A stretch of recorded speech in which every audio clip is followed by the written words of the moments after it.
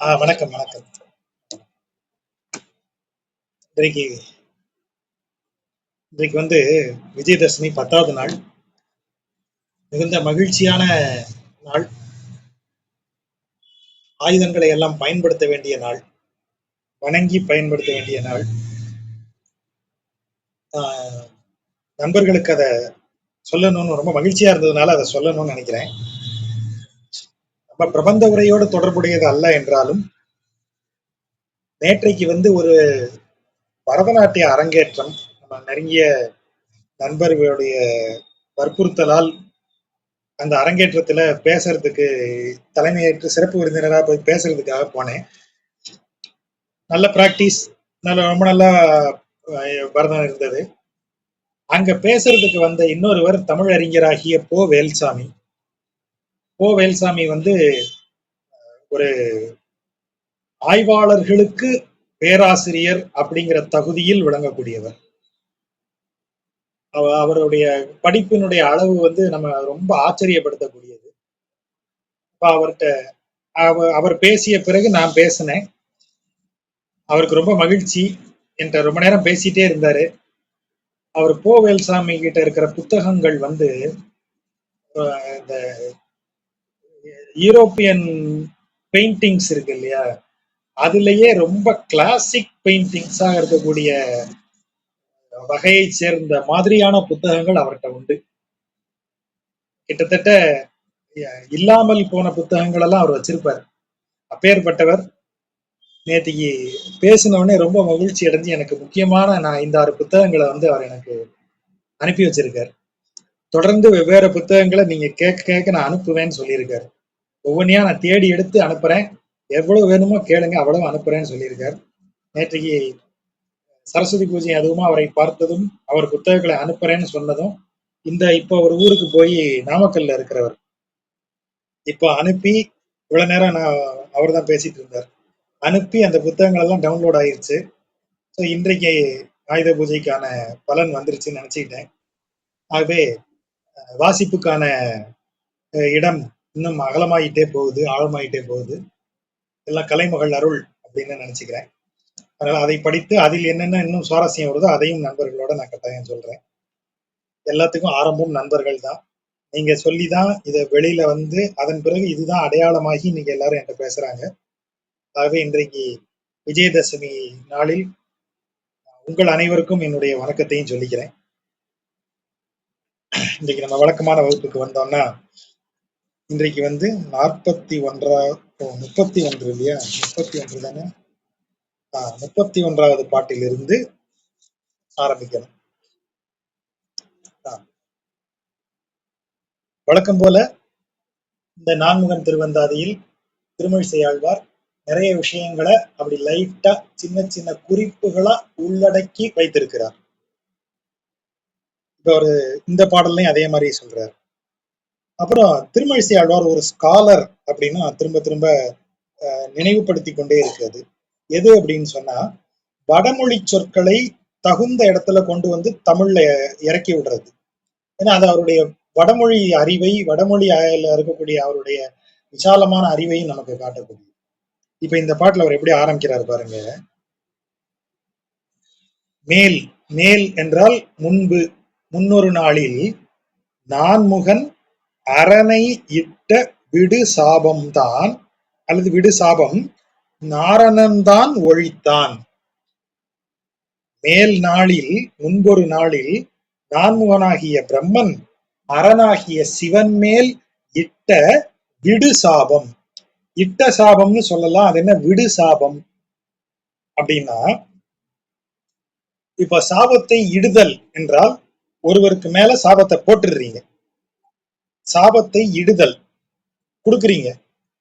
அந்த இட்ட சாபம் அப்படிங்கிறது அவர்கிட்டயே நீங்க ஐயா தெரியாம பண்ணிட்டேன், இப்படி டபால்னு நீங்க கோவிச்சுக்கிட்டு இப்படி சாபம் கொடுத்துட்டீங்களே, what is this, I am very innocent, ஏதோ தெரியாம பண்ணிட்டேன்னு கெஞ்சினீங்கன்னா, சரி நீ இன்னத பண்ணி இந்த சாபத்திலிருந்து இருந்து விடுதலை பெற்றுக்கொள் அப்படின்னு அந்த தப்பிக்கிற வழியையும் அவங்களே சேர்த்து சொல்லி கொடுத்துருவாங்க.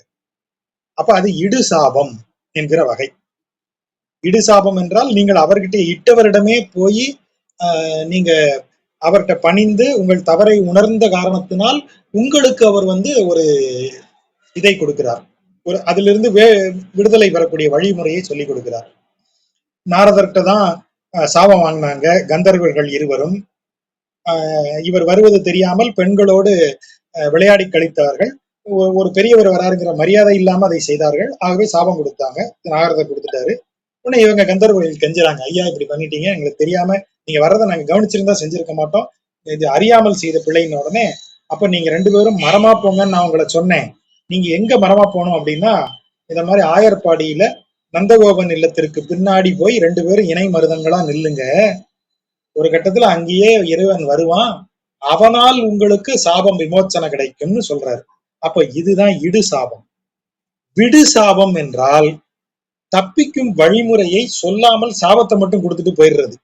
இந்தா சாபம், சாபத்தை பிடி, ஐயோ சாபம் வந்துருச்சா இதுக்கு எப்படி அப்படின்னு கேட்கறதுக்கு திரும்பினீங்கன்னா ஆள் இருக்க மாட்டாரு, சாபத்தை கொடுத்துட்டு போயிட்டாரு.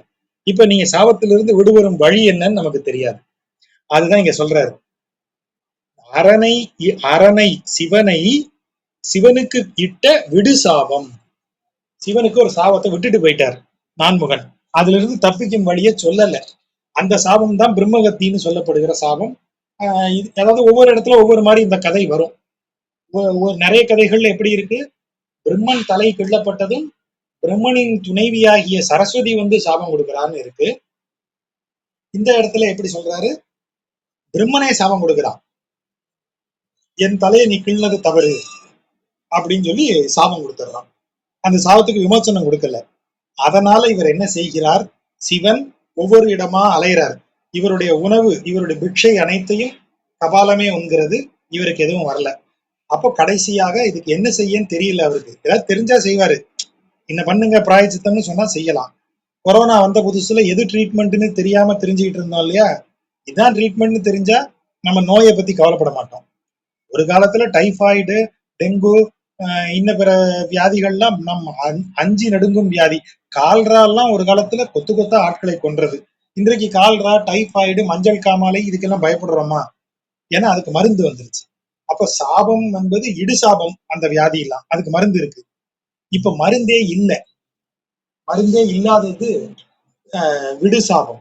அப்ப விடு சாபத்தை பிரம்மன் சிவனுக்கு போட்டுடுறான். அதனால் சிவனுக்கு அதிலிருந்து விடுபடும் வழி தெரியவில்லை. ஆகவே நாராயணன் இடத்துல வந்து கேட்கிறான். நாராயணன் தனது மேனியை கீறி, தனது நக கண்களால் தனது மேனியை கீறுறாராம். அதிலிருந்து வரக்கூடிய ரத்தம் அந்த கபாலத்துல பட்டதும் அந்த கபாலம் அதை தாழ முடியாமல் வெடித்து சிதறுகிறது. இறைவனுடைய ரத்தத்தை புசிக்கிற அளவுக்கு அந்த கபாலத்துக்கு வலிமை இருக்கா? அந்த கபாலத்துல அந்த ரத்தம் பட்டவனே அது வெடிச்சு சிதறுகிறது என்று மத்ஸ்ய புராணத்துல விளக்கம் வருது. அந்த விளக்கத்தை ரெஃபரன்ஸா வச்சுதான் திருமழிசை ஆழ்வார் இதை எழுதுறாரு. மேல் முன்னாளில் நான்முகன் அரணை இட்ட விடுசாபம் நாரணன் தான் ஒழித்தான். அதென்ன தான், அவன் மட்டுமே தான் செய்ய முடிந்தது அப்படின்னு அர்த்தம். நாரணன் தான் ஒழித்தான், தான் சொல்லும் போது ஒரு ஒரு அழுத்தம் வருது இல்லையா, அவன் தான் செய்தான், வேற யாரும் செய்ய முடியலன்னு அர்த்தம். நாரணன் தான் ஒழித்தான். தாரகையுள், தாரகை என்றால் நம்ம வழக்கமாக நட்சத்திரங்களை குறிப்பதுன்னு பொருள் எடுப்போம். ஆனா இங்கு அது பூமியுள் அப்படிங்கிற பொருள்ல வருது, பூமிங்கிற பொருள் வருது. சரி, தாரகைக்கு எப்படியா பூமின்னு பொருள் எடுக்கிற அப்படின்னு கேட்டா வடமொழிக்கு போறாரு. அதாவது தரதீதி தாரகா அப்படின்னு சொல், தரதீதி தாரகா அல்லது தாரதீதி தாரகா அப்படின்னு சொல்றது. அப்படின்னா தாரகா, தாரதீதி தாரகா, தாங்குவதால் தாரகை, தாரகா என்பது, அதாவது தாரதீதினா தாங்குவதுன்னு அர்த்தம். தாங்குவதால் பூமி அந்த பொருள். இப்போ எப்படி தமிழ்ல சொல்றதா இருந்தா அந்த ஒரே சொல்லா வரணும்.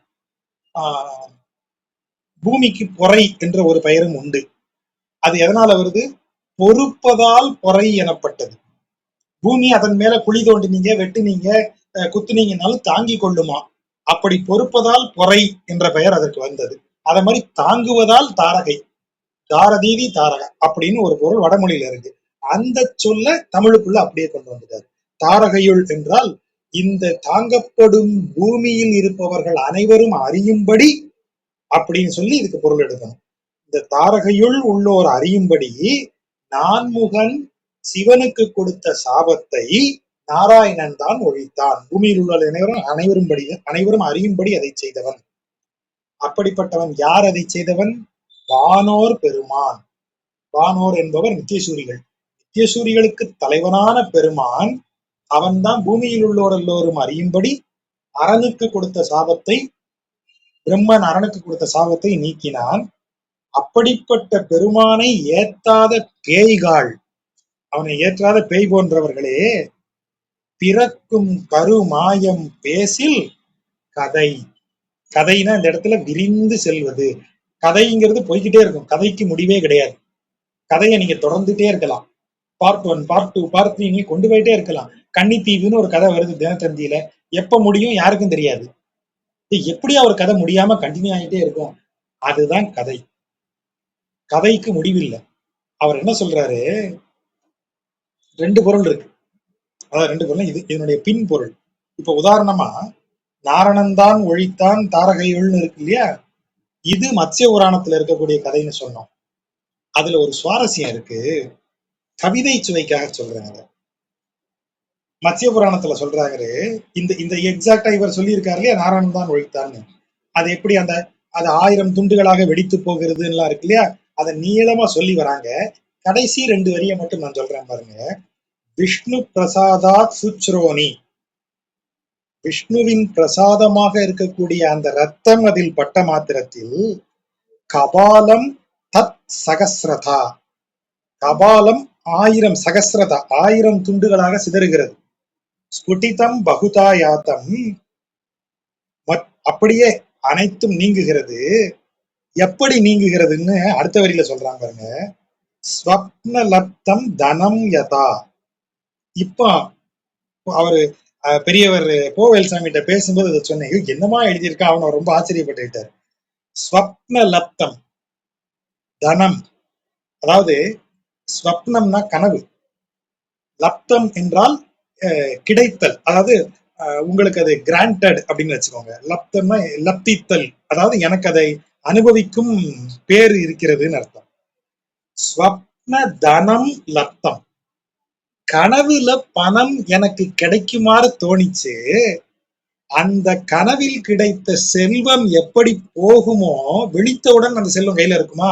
கனவுல திடீர்னு என்னை சுத்தி 100 கோடி ரூபாய் இருக்கிற மாதிரி கனவு, அப்படியே மகிழ்ந்து இருப்போம். கண் அப்படி திறந்த மாத்திரத்துல கையில 10 பைசா கூட இல்லையே, என்னடா அப்படின்னு தோணுது இல்ல. ஒரு நொடி பொழுதுல, ஒரு நொடிக்கு முன்னாடி நான் கனவுல என்னவா இருந்தேன்? 100 கோடிக்கு அதிபதியா இருந்தேன். ஒரு நொடிக்கு பிறகு அப்படியே இருந்துச்சா? அது நிஜமாவா? 100 கோடி நம்மள்ட்ட இருந்து அப்படி கலைஞ்சி ஒண்ணும் இல்லாம போச்சு இல்ல. அவ்வாறாக ஸ்புடிதம் பகுதாயாத்தம், அந்த கபாலம் வெடித்து அந்த சோகம், அவனை பற்றி இருந்த சிவனை பற்றி இருந்த அந்த சாபம், கனவுல கிடைத்த செல்வம் எப்படி விழிப்பில் ஒன்றுமில்லாமல் ஆகுமோ அதை போல அந்த சாபம் மறைந்ததுன்னு எழுதுறாரு. மத்ஸ்ய புராணத்துல எழுதியிருக்காங்க. அது ஒரு கவிஞனுடைய சொல்லு இல்லையா, ஸ்வப்ன லப்தம் தனம் யதா, கனவினில் கிடைத்த பணம் போல நனவில் அது ஒன்றுமில்லாமல் போகும் நொடி போல மறைந்து போனது, அப்படி எழுதியிருக்காங்க. அதாவது இவர் சொல்றாரு. அதே இதுல விஷ்ணு புராணத்துல ரெஃபரன்ஸ் வருது. விஷ்ணு புராணத்துல அது பெரிய ரெஃபரன்ஸ், நீளமான ரெஃபரன்ஸ். கருவில் பிறக்கும் குழந்தை எப்படி எப்படியெல்லாம் அந்த கருப்பைக்குள் துன்பத்தை அனுபவிக்கிறது, அதன் மேல் என்னென்ன இதெல்லாம் செயல்படுகிறது அப்படின்னு பெருசா இருக்கு. நேரம் அனுமதிக்கும் பட்சத்துல நான் அதை வாசிச்சு காட்டலாம். சுருக்கமாக வேணா வாசிச்சு காட்டுறேன். அந்த அந்த ரெஃபரன்ஸை தான் இவர் இவ்வளவு பெரிய இதை சின்னதாக்கி கொடுத்துடுறாருங்கிறதுனாலதான் அதை சொல்ல வேண்டியிருக்கு. அது ஆரம்பிக்கும் போதே இப்படித்தான் ஆரம்பிக்கிறாரு. சுகுமார தனுர் கர்ப்பே ஜந்துர் பகுமலாவிருத்தே, பகுமலாவிருத்தே மலம், பகுமலம் பல தோஷங்களும், விருத்தே நிறைந்து வழிகின்ற இடத்துல, உல்பசம் வேஷ்டிதோ புக்ன பிருஷ்ட, அப்படியே அந்த இது வந்துகிட்டே இருக்கும். அவனுடைய தமிழ் படுத்தி அதை எடுத்தோம்னா, ஜீவனானவன் மிகவும் மிருதுவான தேகத்தை உடையவனாய், அழுக்குகள் பல நிறைந்த கருப்பையில் தொப்புள் கொடியினால் சுற்றப்பட்டவனாய், வளைந்து கிடந்து முதுகு, கழுத்து, எலும்புகள் ஆகியவற்றை உடையவனாயும், புளிப்பு, துவர்ப்பு, காரம், உஷ்ணம், உவர்ப்பு முதலியவற்றுடன் கூடியவையும் மிகுந்த எரிச்சலை தருபவையான தாயின் உணவினால் மிகவும் விருத்தியடைகிற பெருந்துன்பத்தை அனுபவிப்பவனாய், தன் அவயங்களை நீட்டவும் முடக்கவும் மாட்டாதவனாய், மலமூத்திர பெருஞ்சேற்றில் படுத்துக்கொண்டு நாற்புறமும் துன்புறுபவனாய், மூச்சற்றவனாய், அறிவுள்ளவனாய் இருக்கையாலே. அந்த வார்த்தையை கவனிங்க. கர்ப்பத்துல இருக்கும்போது முற்பிறவி நினைவுகள் எல்லாம் அந்த கர்ப்பத்துல இருக்கிற குழந்தைக்கு இருக்குமா? கர்ப்பத்துல இருக்கிற குழந்தை தெய்வத்துக்கு சமம். அது வந்து அப்படியே எல்லாவற்றையும் அது அதற்கு அத்தனை அறிவு உண்டு. தனது முற்பிறவி அறிவு, தான் இப்பிறவியில் வந்து பிறந்திருக்கிறோம், எதனால் இப்பிறவிக்கு வந்தோம், எதனாலதான் நாம இதற்கு முந்தைய பிறவிகளில் அனுபவித்தோம், இது அத்தனை அதுக்கு தெரியும். அதனாலதான் மூச்சற்றவனாய் அறிவுள்ளவனாய் இருக்கையிலே, மூச்சு வரும்போது நான் பூமியில ஜனிச்சாச்சுன்னு அர்த்தம். மனிதன் உலகத்துல பிறந்ததும் செய்கிற முதல் செயலும் இறக்கும் போது செய்கிற இறுதி செயலும் ஒன்றேதான். மூச்சை இழுப்பது பிறந்தவுடனே, மூச்சை விடுவது கடைசி செயல், இறுதி செயல். முதற் செயலும் கடைசி செயலும் ஒரு மூச்சை இழுத்து ஒரு மூச்சை விடுறதுக்கு நடுவுல வாழ்க்கை. அப்ப அதுதான் இங்க அந்த மூச்சு வராது. அப்ப அது இன்னும் பூமியில் ஜனிக்காத ஒரு ஆத்மா. ஜனிக்காத ஆத்மா இந்த பூமியின் துயரங்களை தொடாத ஆத்மா என்பதால் அதற்கு பழைய அறிவு இருக்கு. ஆகவேதான் மூச்சற்றவனாய் அறிவுள்ளவனாய் இருக்கையிலே அப்படின்னு அந்த வார்த்தைய அவர் சொல்றாரு. அதாவது நிருச்வாச சைதன்ய அப்படிங்கிற வார்த்தை. அந்த என்ன சொல்றது, சைத்தன்யம், அந்த அறிவு, தான் எதன் சைத்தன்யமாக இருக்கிறோம் என்கிற அறிவும் மூச்சு இல்லாம நிருச்வாச, நிரு சுவாச, சுவாசம் இன்றியும் அப்படின்னு அவர் சொல்றாரு. நூற்றுக்கணக்கான முன் சென்ற தன் பிறவிகளின் நினைவை உடையவனாய், அதான் அங்க இடத்துல அறிவு. ஸ்மரன் ஜன்மஸ்தான்யத அப்படின்னு அதை சொல்றாரு. அப்படியால தன் கருமத்தால் கட்டுண்டு ஜாயமானக, நிஜ கர்ம நிபந்தக இப்படி சொல்லிட்டே வருவாங்க. கருப்பையில் வாழ்கிறான், துக்கத்துடன் வாழ்கிறான். பிறக்கும் போதும் மலம், மூத்திரம், ரத்தம், சுக்கிலம் ஆகியவற்றால் அழுக்கடைந்த முகத்தை உடையவனாய், பிரம்மாவால் செலுத்தப்பட்டதொரு வாயுவினால் எலும்புக்கூடுகள் நெருங்கப் பெற்றவனாய், மிகுந்த பலமுள்ள பிரசவ வாயுக்களால் தலைகீழாக செய்யப்படுகிறான். இப்படி கஷ்டமடைந்த அந்த ஜீவன் தாயின் வயிற்றிலிருந்து பெருந்துன்பத்துடன் வெளிப்படுகிறது. இதைத்தான் விஷ்ணு புராணத்துல 6வது பகுதியில 5வது சுலோகமாக கருமாயங்கள், அதாவது கர்ப்ப கிளேசங்கள், கிளேசம் அப்படின்னு நம்ம தமிழ்ல சொல்லுவோம். கர்ப்ப கிளேசங்கள், கர்ப்பத்தில் ஏற்படும் துயரங்கள்னு அதுல சொல்லியிருக்காங்க, நீளமானது. இதை இவர் சொல்றாரு, கருமாயம், பிறக்கும் கருமாயம் பேசில் கதை, அதுவே ஒரு பெரிய கதையா. நீ வந்து பிறக்கிற கருவில் பிறக்கிற மாயத்தை பேசுனேன்னு வச்சுக்க, உன் பிறவி கதையே பெருங்கதை. எப்படி நாரணன் வந்து சிவனுக்கு இடப்பட்ட சாபத்தை ஒண்ணுமில்லாம ஆக்குனானோ, அப்போ நீ தெரிஞ்சுக்கணும், உனக்கு விடப்பட்ட சாபம் என்ன? இந்த பூமியில திரும்ப திரும்ப பிறக்கிறது. பிரம்மனால் விடப்பட்ட சாபத்தை சிவனுக்கு எப்படி நாராயணன் தான் நீக்கினானோ, யாரு? முத்தொழில் செய்கிற மூத்த தேவர்கள் இருவருக்கும் நிகழ்ந்த ஒரு துயரத்தை இவன் நீக்கியிருக்கான். அப்ப இவன் எப்பேற்பட்டவன்? 3 தேவர்களுக்கும் முத்தொழில் செய்பவர்களுக்கும் மூத்தவனாக விளங்குபவன். அப்படி நீக்கியிருக்கான். அவன் பெருமை தெரிந்தால் உன் சாபம் எல்லாம் அவனுக்கு ஒரு விஷயமே இல்லை. உன் சாபம் என்ன? பிறவிதானே. அதை அவன் இப்படிங்கும் போது நீக்கிடுவான். சிவனுடைய சாபம், சரி சிவன் சாபம் வாங்க சாதாரணமா? பிரம்மன் கொடுத்த சாபம். சாபம் கொடுத்தவன் சாதாரண ஆள் இல்ல, சாபம் வாங்கினவன் சாதாரண ஆள் இல்ல. அதுதான் அந்த வார்த்தை, நான்முகன் அரணையிட்ட விடுசாபம். பிரம்மன் வரம் கொடுத்தா அதை தாங்க முடியாமத்தானே கடைசியா இவர் பல லீலைகளையும் பல சேட்டைகளையும் பல ஸ்ட்ராட்டஜிகளையும் செய்து அரக்கர்களை வெல்ல வேண்டியிருக்கு. அப்போ பிரம்மன் சாபம் கொடுத்தானா அது எவ்வளவு ஸ்ட்ராங்கா இருக்கும். சரி சாபம் வாங்கினவன் சாதாரண ஆளா? அவனுக்கு தெரியாதது உண்டா? அவனுமே சிக்கிட்டு துன்பப்படுறானே. அப்பேற்பட்ட சாபத்தை நாராயணன் தீர்த்து வச்சிருக்கான்னு சொன்னா, உன் பிறவி சாபம் எல்லாம் ஒரு மேட்ரா அவனுக்கு? நீ நீ அவனை கவனிக்கல, நீ அந்த அறிவு உனக்கு இல்ல. அப்படி அவன் அறிவை அது தெரிந்திருந்தால் அவனை நீ புகழ்ந்து ஏத்தி இருப்பாய், நீ ஏத்தல, அதனாலதான் நீ பேய் போன்றவனேன்னு சொல்றாரு. ஏத்தாத பேய்காள் உங்களுக்கு கிடைக்க போற துன்பத்தை பத்தி பேசுனேன்னு வச்சுக்க, அது கதை கதையா போகும். அதை விழிச்சு சொன்னா நேரம் போய்கிட்டே இருக்கும். பிறக்கும் கருமாயம் பேசில் கதை. ஏன்னா அவனை வணங்காம இருக்கியே, இப்பேற்பட்ட சாபத்தை ஒண்ணுமில்லாம ஆக்கினானே ஆளு. அவர் சொன்ன மாதிரி கனவில் கண்ட செல்வம் நினைவில் இல்லாத ஒழிவது போல அந்த அந்த அதுக்கு முந்தின நொடி இருந்த சாபத்தை இந்த நொடி இல்லைன்னு ஆக்குனானே. அப்பேற்பட்ட ஆளோட பெருமையை பேசாத நீ, உனக்கு என்ன துன்பம் வருங்கிறத சொல்ல ஆரம்பிச்சேன்னு வச்சுக்க, அதுவே பெரிய கதையா போகுங்கிற. அந்த கதை தான் இவ்வளவு பெரிய கதையா அவங்க சொல்றது. ஒவ்வொன்னையும் விரித்து சொல்லிட்டே போலாம். கண்ணன் திருவயிற்றின் உள்ள கதை பொருள்தான். அதாவது கண்ணன்கிறது கிருஷ்ண அவதாரம்னு ஒரு பொருள் எடுக்கலாம். ஆனால் திருவயிற்றினுள்ளேன்னு சொல்றது ரெண்டு பொருள். ஒண்ணு, அவன் அண்டங்களை எல்லாம் தனது திருவயிற்றினுள் அடக்கி அதை தான் யசோதைக்கு காமிக்கிறான். தாயை குடல் விளக்கம் செய்த தாமோதரன்கிற சொல் அப்படித்தான் வருது. தாய்க்கு காமிக்கிறான், அண்டமும் அண்ட சராசரமும் தனது வயிற்றுக்குள்ள அடக்கம்னு காமிக்கிறான் வாயை திறந்து. ஆகவே அத கண்ணன்கிறது ஆலிலையில் பள்ளி கொண்டு இருக்க இதுல நடக்குது இல்லையா. நம்ம ஊழிக்காலம் முடிந்து அவன் ஒரு ஆலிலையின் மேல் குழந்தையாக அனைத்து அண்டங்களையும் விழுங்கி அவன் படுத்திருக்கக்கூடிய அந்த குழந்தை வடிவத்தையும் கண்ணன் என்று எடுக்கிறார்கள்.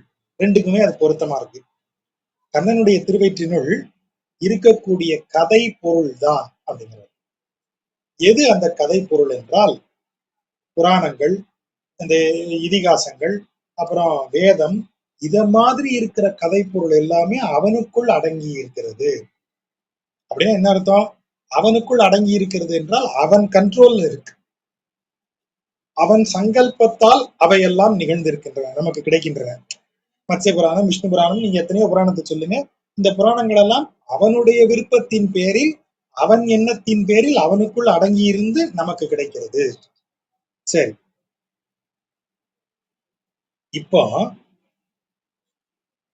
உதைப்பளவு போதுபோக்கு இன்றி, உதைப்பளவுன்னா ஒரு காலை இப்படி சும்மா அப்படி உதறுங்க, இப்படி ஒரு காலை உதற எவ்வளவு நேரம் ஆகும்? ஒரு நொடி பொழுது ஆகுமா? அப்படி கால ரெண்டு பொருள் அதை எடுக்கிறாங்க.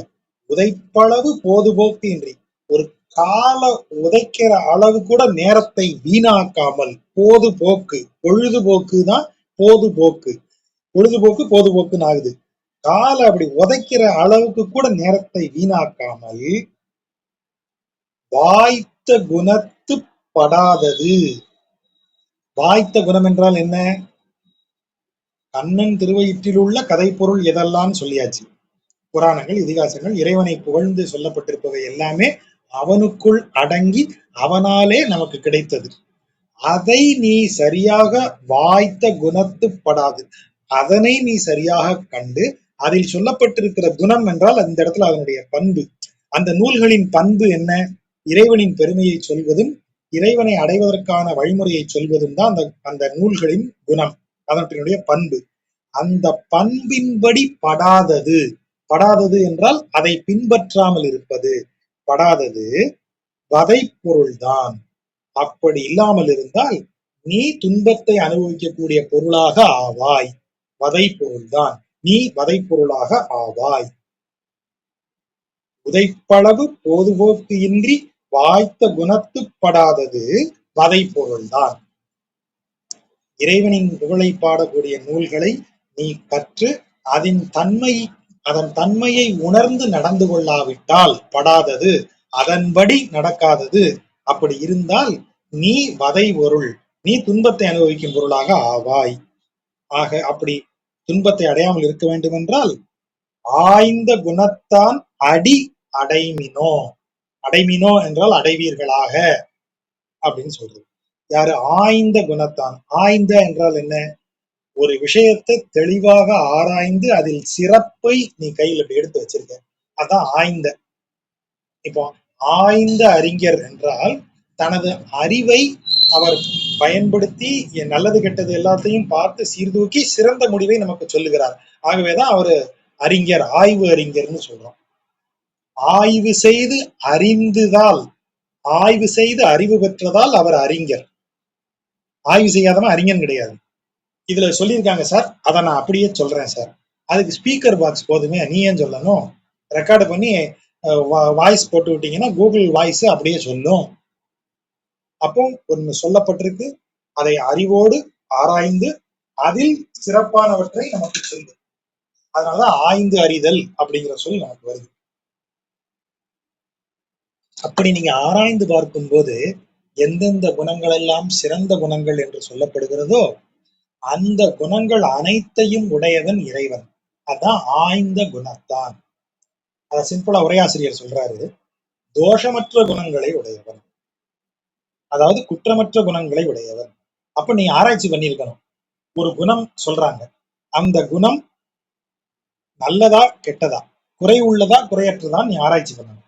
குறையற்றது என்றால் அது ஆய்ந்த குணம்னு அர்த்தம். அப்ப குறையற்ற குணங்களை உடையவனாகிய அவன் திருவடிகளை அடைவீர்களாக. அப்படி அடைந்தால் உங்களுக்கு இந்த வாழ்க்கை சிறக்கும். துயரப்பொருளாக வலைபொருளாக இருக்கும் வாழ்க்கை நல்விதமாக மாறும்னு அர்த்தம். இதுல உதைப்பளவு பொதுபோக்கு இன்றின்னு சொல்றதுக்கு ரெண்டு பொருள் எடுக்கிறாங்க. ஒண்ணு, கால உதறுகிற நேரம் கூட வீணாக்காமல் அவன் புகழை நீங்கள் கற்றுக்கொண்டு பாடுவீர்களாக, ஒரு பொருள். இன்னொரு பொருள் என்ன, அப்பிள்ளை உரையில இந்த இரண்டாவது பொருளையும் சொல்றாரு. பெரியவாச்சாம்பிள்ளை முதல் உரையை சொல்றாரு, அப்பிள்ளை அதையும் சொல்லிட்டு இதையும் சொல்றாரு. உதைப்பளவு பொதுபோக்கு இன்றினா நீ என்னெல்லாம வேலை செய்யற அந்த பூமியில பிறந்து, இப்படி கால உதறுகிற நேரத்தை மட்டும் கூட நீ அவனை வணங்குவதற்கு பயன்படுத்தினா நீ மேல வந்துருவாங்கிறாரு. ஒரு நொடி பொழுதாவது அவனை நினைச்சு பார்த்தேன்னு வச்சுக்கேன், அவன் உன்னைய பார்த்துக்குவாங்கிறாரு.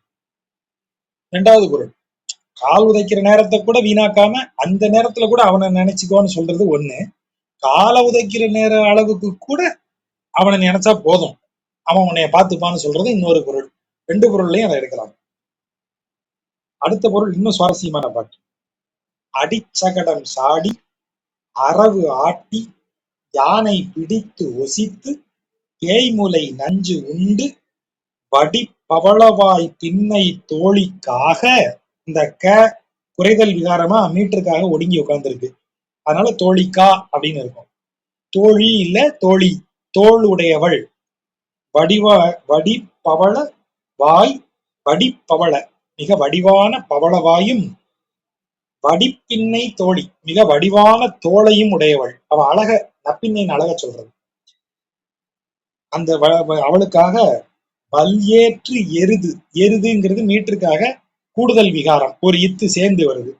வல்ஏற்று எருத்து, எருது இருத்து, இருத்து என்றால் அடக்கி, தான் சாரி கோப்பின்னும் ஆனான் குறிப்பு.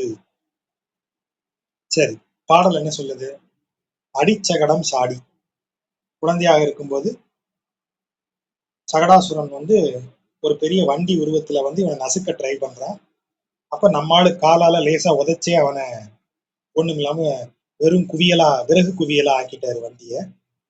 அரவு ஆட்டி, காளிங்கன் எனும் பாம்பை அடக்கி அதனை தனது கைப்பிடிக்குள் கொண்டு வந்து ஆட்டுவித்தவன். யானை பிடித்து ஒசித்து, குவலய வீடம் என்னும் யானையை பிடித்து அதன் கொம்பை முறித்தவன். தேய்முலை நஞ்சு உண்டு, பூதனையினுடைய அந்த சூழ்ச்சியினால் அவள் மார்பில் நஞ்சை தடவி கொண்டு வந்த போது அதையும் உண்டு அவளை சம்ஹரித்து, பவளவாயும் அழகிய தோளையும் உடைய நப்பின்னையை திருமணம் செய்து கொள்வதற்காக அவள் வளர்த்த 7 காளைகளையும் அடக்கி, வல் ஏறு, சாதாரண காளை இல்ல, கடும் வீரமுடைய பெரிய வலிமையுடைய காளைகள், அதான் வல் ஏறு, வலிமை மிக்க ஏறு, அவற்றையெல்லாம் வென்று, இதெல்லாம் செய்த பிறகும்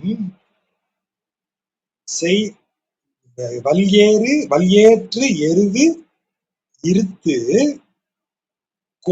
பின்னும் குறிப்பு ஆனான்.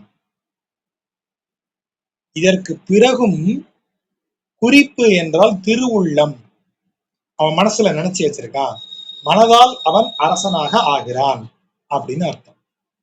இது என்ன பொருள்? வழக்கம் போல திருமழிசை ஆழ்வாரனுடைய ஒரு ஒரு உள்ள ஒரு குத்து வைக்கிறார். இப்போ அடிச்சகடம் சாடி, சகடத்தை நொறுக்கினான். எதால நொறுக்கினான்? அவனுடைய கால் பாதத்தால தட்டுனா அது உடைஞ்சு போச்சு. அரவு ஆட்டி, இதை பாம்பை எப்படி அடக்கினான் காளிங்கனை? தனது கால்களால் அவன் தலைமையில ஏறி மிதித்து அவனை அடக்கினான். யானை பிடித்து ஒசித்து, யானையை குவலையை பிடித்து எப்படி அடக்கினான்? கைகளால் அடக்கினான். கை கால்களை பயன்படுத்தி இருக்கான். பேய்முலை நஞ்சு உண்டு தனது உதடுகளால் ஒரு காரியத்தை செய்திருக்கிறான்.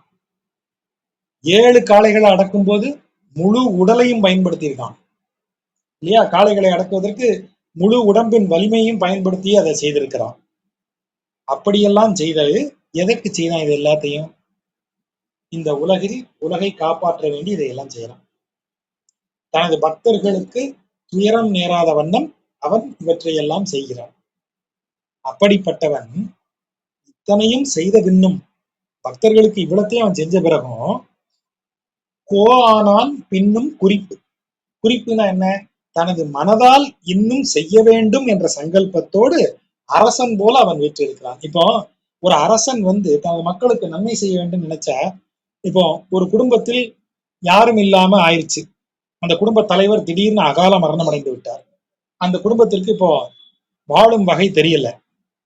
அதுக்காக அரசன் அவங்க வீட்டுல உட்காந்து அவங்க வீட்டுக்கு மாசம் மாசம் அவன் வேலை செஞ்சு சம்பாதிச்சு கொடுப்பானா? அவன் அங்க இருந்து ஒரு ஆணை இடுவான். அப்ப அந்த குடும்பத்திற்கு மாதம் மாதம் ஒரு தொகை கொடுங்க, அந்த குடும்பம் அப்படி உணவின்றி வாடக்கூடாது, அவருக்கு ஒரு தொகை கொடுங்க அப்படின்னு எங்க இருந்தோ சொல்லுவான். அந்த சொல் நின்று அந்த குடும்பத்தை காப்பாற்றும். அப்ப அந்த குடும்பத்தை காப்பாற்ற வேண்டும் என்று அரசனது மனதில் தோன்றிய ஒரு எண்ணம் அந்த குடும்பத்தை காப்பாற்றும். அப்படி ஒரு குடும்பத்தை காப்பாத்துமா? அரசன் என்ன செய்வான்? இப்ப இத மாதிரியே அகால மரணம் அடைந்தவர்கள் எவ்வளவு பேருப்பா இருப்பாங்க நம்ம ஊர்ல? ஐயா, இது மாதிரி ஒரு 500 குடும்பம் இருக்கு. அப்ப அந்த 500 குடும்பங்களுக்கும் இப்படி செய்யுங்க. அப்போ அவன் மனதில் தோன்றும் ஒன்று எல்லோரையும் காக்கிறது. அவனே செய்யணுங்கிறது இல்ல. இப்ப இதுக்கு முன்னாடி செய்தது கூட எப்படி செய்தான்? அவனே காலால உதைத்து, பாதங்களால் தள்ளி, கையால் உடைத்து, உடல் முழுவதையும் பயன்படுத்தி, உதட்ட பயன்படுத்தி கூட உங்களுக்கு எல்லாம் செஞ்சான். அதெல்லாம் அவதாரத்துக்கு செஞ்சுட்டு போனது. ஆனா அவன் ஒரு அரசனை போல உட்கார்ந்து மனதால் நினைத்த மாத்திரத்தில் நமக்கு உதவிகளை செய்யக்கூடியவன். அவ்வாறு ஆனான். இன்னும் ஆனான். மனதால் நம்மை காக்க வேண்டும் என்ற எண்ணமுடைய மன்னனை போல ஆனான். அதுதான் அங்க இருக்கிற பொருள். உறுப்புகளால் பக்தர்களை காக்கும் அவன் திருவுள்ளத்தாலும் காக்கும் எண்ணத்தோடு அரசனை போல விளங்குகிறான். அதுதான் அதுல இருக்கிற அவனே செய்யணும் இல்லையா? அவன் எண்ணம் செயலாக மாறிடும். அதனாலதான் அவர் ஆனான் குறிப்புன்னு அவனை மன்னன் இடத்துல கொண்டு வைக்கிறான். அரசனை போல அரசன் செய்ய மாட்டான், சொல்லுவான், அது செயலா மாறும் என்று அரசாணை பிறப்பிக்கப்பட்டதுன்னு தானே இன்னி வரைக்கும் சொல்றோம். அரசாணை பிறப்பிக்கப்பட்ட பிறகு அதை யாரு மீற முடியும்? முதலமைச்சர் கையெழுத்திட்டார், அரசாணை பிறப்பிக்கப்பட்டது, முடிஞ்சது. அதுக்கு மேல அதுக்கு யாரும் அதை நோ சொல்ல முடியாது. அதை போல இந்த வார்த்தையை ரொம்ப ரொம்ப அந்த நுட்பமான பாட்டு. அடுத்தது இறைவனுடைய குறிப்பு. இறைவனுடைய மனம் என்ன? பக்தனுக்கு உதவணும்னு அவன் மனதுல எண்ணம் இருக்குன்னு சொல்றாரு. அடுத்து எனக்கு என்ன இருக்கும் தெரியுமா? தாங்கிட்ட வர்றாரு. அடுத்து கோட்டியூர் மேயானை ஏத்த எனக்கு குறிப்பு. திருக்கோட்டியூரில் மேயான்னா அதில் உரைபவன் அர்த்தம். மேய்பவன், அங்கு மேயும், அங்கு வசிக்கும். கோட்டியூர் மேயானை, கோட்டியூரில் வசிப்பவனை, திருக்கோட்டியூரில் வசிக்கும் சௌமிய நாராயண பெருமானை ஏத்த, அவனை புகழ எனக்கு குறிப்பு. எனக்கு மனசுல அப்படி ஒரு ஆசை, திருக்கோஷ்டியூர் பெருமான புகழ்ந்து பாடணும்னு ஆசை.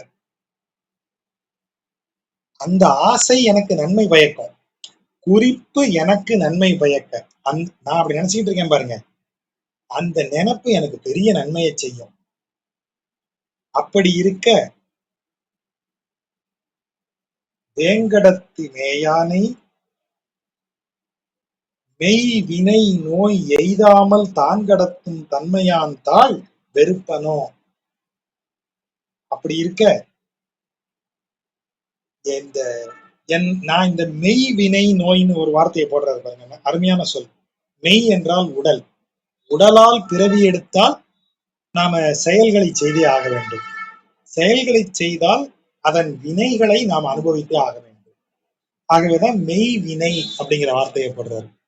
நீங்க பிறவியே எடுக்கல, குறைந்தபட்சம் கர்ப்பத்திலேயே இருக்கீங்கன்னா கூட நீங்க செயல்கள் எதையும் செய்யல இல்லையா? அப்ப செயல்களை செய்யாத போது செயல்களது விளைவு நமக்கு வராது. இந்த இடத்துல என்ன சொல்றாரு? உடல் எடுத்துட்ட, நீ பூமியில பிறந்துட்ட, மெய் கொண்டு பூமியில பிறந்தாச்சு. அப்ப இந்த மெய் வினை, இந்த உலகத்துல நீ வசிக்கிறாய் என்றாலே உனக்கு வினைகள் கர்மங்கள் வந்து சேரும். அப்ப மெய் வினை, அந்த வினைதான் கர்மங்கள் என்று சொல்லப்படுவது. அதை ஒட்டி வரக்கூடிய துன்பங்களுக்கு தான் நோய்கள் என்று பெயர். நமக்கு செயல்னு சொல்றாரு. இப்ப மெய் வினை, வினை என்றால் செயல். அது நற்செயலாகவும் இருக்கலாம், தீய செயலாகவும் இருக்கலாம். ஆனா அந்த செயலுக்குரிய பலன் வரும்போது அது நோயாக மாறுகிறது. மெய் வினை நோய். நோய்க்கு காரணமாவது வினை, வினை பிறப்பதற்கு காரணமானது மெய். ஆகவேதான் மெய் வினை நோய் அந்த ஆர்டரை கொண்டு வராது. அதை எய்தாமல் தான் கடத்தும் தன்மையான், என்னை இந்த துன்பத்திலிருந்து கடத்தும் தன்மை படைத்தவன், அவனுடைய தாள், அவனுடைய திருவடிகளை வெறுப்பனோ, நான் வெறுப்பேனோ. அத ஏன்னா இந்த நினப்பு வந்துருச்சுனாலே எனக்கு நன்மை கிடைச்சிரும். அப்படி இருக்க எனது இந்த உடலால் நான் உடலை பெற்று அதனால் விளையும் கரும வினை துன்பங்களிலிருந்து என்னை காப்பாற்றி அதை தாண்ட வைக்கும். கடத்துதல்னா தாண்ட வைத்தல். இந்த சம்சார கடலை தாண்ட வைக்கக்கூடியவன். அந்த துயரத்தை அந்த துயரத்தை தாண்ட வைக்கும் அவன் திருவடிகள். யாருடைய திருவடி? வேங்கடத்து மேயான். திருவேங்கடத்தில் இருக்கும், திருவேங்கடத்தில் வசிக்கும் அவன் திருவடிகளை நான் வெறுப்பனோ. அதை எப்போவாவது என்னால வெறுக்க முடியுமா? எனக்கு நன்மை செய்கிற ஒன்றை நான் வெறுக்க முடியுமா? அதுதான் கேள்வி. இப்ப மேல பேசும்போது என்ன பேசினாரு? என்னை அரசன் போல தனது தனது எண்ணத்தாலேயே எனக்கு நன்மை செய்யக்கூடியவன், அவனை பற்றி எண்ணம் எனக்கு வந்தால் அவன் எண்ணம் என்ன? எனக்கு உதவுவது. அப்ப என் எண்ணம் என்னவா இருக்கணும்? அவனை வணங்குவதா இருக்கணும். அவ்வளவுதான். இந்த முதல் பாட்டையும் இரண்டாவது பாட்டையும் போட்டு பாத்தீங்கன்னா அவ்வளவுதான். கோ பின்னும் ஆனான் குறிப்பு. அவன் அரசனை போல மனதால் எண்ணி எனக்கு நல்லது செய்யணும்னு நினைக்கிறான். இப்ப எனக்கு நல்லது செய்யணும்னு நினைக்கிறவன நான் எப்படி நினைக்கணும்? அவனை வணங்க வேண்டும். அப்படி இருக்க அவனை வணங்கினால் என்ன கிடைக்கும்? குறிப்பு எனக்கு நன்மை பயக்கும். தெளிவா சொல்றாரு. அவனை வணங்கணும்னு நினைச்சிட்டாலே எனக்கு அது நன்மையை பயக்கும். அப்படி இருக்க அதை போய் நான் வெறுப்பேனா? எனக்கு நன்மை தரக்கூடிய ஒன்றை நான் வெறுப்பேனா? இது என்ன அர்த்தம்? நம்மளை பார்த்து சொல்றாரு, யோ உனக்கு நல்லது பண்ணக்கூடியவன் ஒருத்தன் இருக்காயா, உனக்கு நல்லது பண்ணணும்னு நினைக்கிறவனா இருக்காயா, அவனை வணங்காம திரியலையே, உனக்கு நல்லது பண்ண நினைக்கிற ஒருத்தனை உன்னால வெறுக்க முடியுமா? இப்படி இருக்கியே இருக்கிறான் அப்படின்னு நம்மள கேட்கிறாரு. தாளால் உலகம். இந்த பாட்டு அடுத்த பாட்டுக்கு ஒரு சுவாரஸ்யத்துக்கு வந்துட்டார். நான் சொன்னேன் இல்லையா, நம்மால் வந்து ஒரு வயதான தாத்தா, கனிந்த தாத்தா திருமணிசியார் பேசி ஒரு கனமான விஷயங்களை பேசிட்டு இருக்கும் போதே ஒரு ஃபன்னை உள்ள சேர்த்துருவாரு. பெரிய விஷயங்களை பேசுவாங்க, அதுல ஃபன்னு உள்ள சேர்த்துருவாங்க. மரணம்ங்கிறது எவ்வளவு பெரிய, எவ்வளவு வலிமையான சொல். கிராமங்கள்ல வயதானவர்கள் அந்த மரணத்தை எவ்வளவு அனாயாசமா பேசுவாங்கன்னு பார்த்தா ஆச்சரியமா இருக்கும். நான் பார்த்திருக்கேன் வயதானவர்கள் வந்து பேசிக்கிறதுல அதுல ஒரு ஃபன் இருக்கும். இவர் நண்பர், இவருக்கு தெரிஞ்சவர் இறந்து போய் ஊர்வலம், மரண ஊர்வலம் போகுது.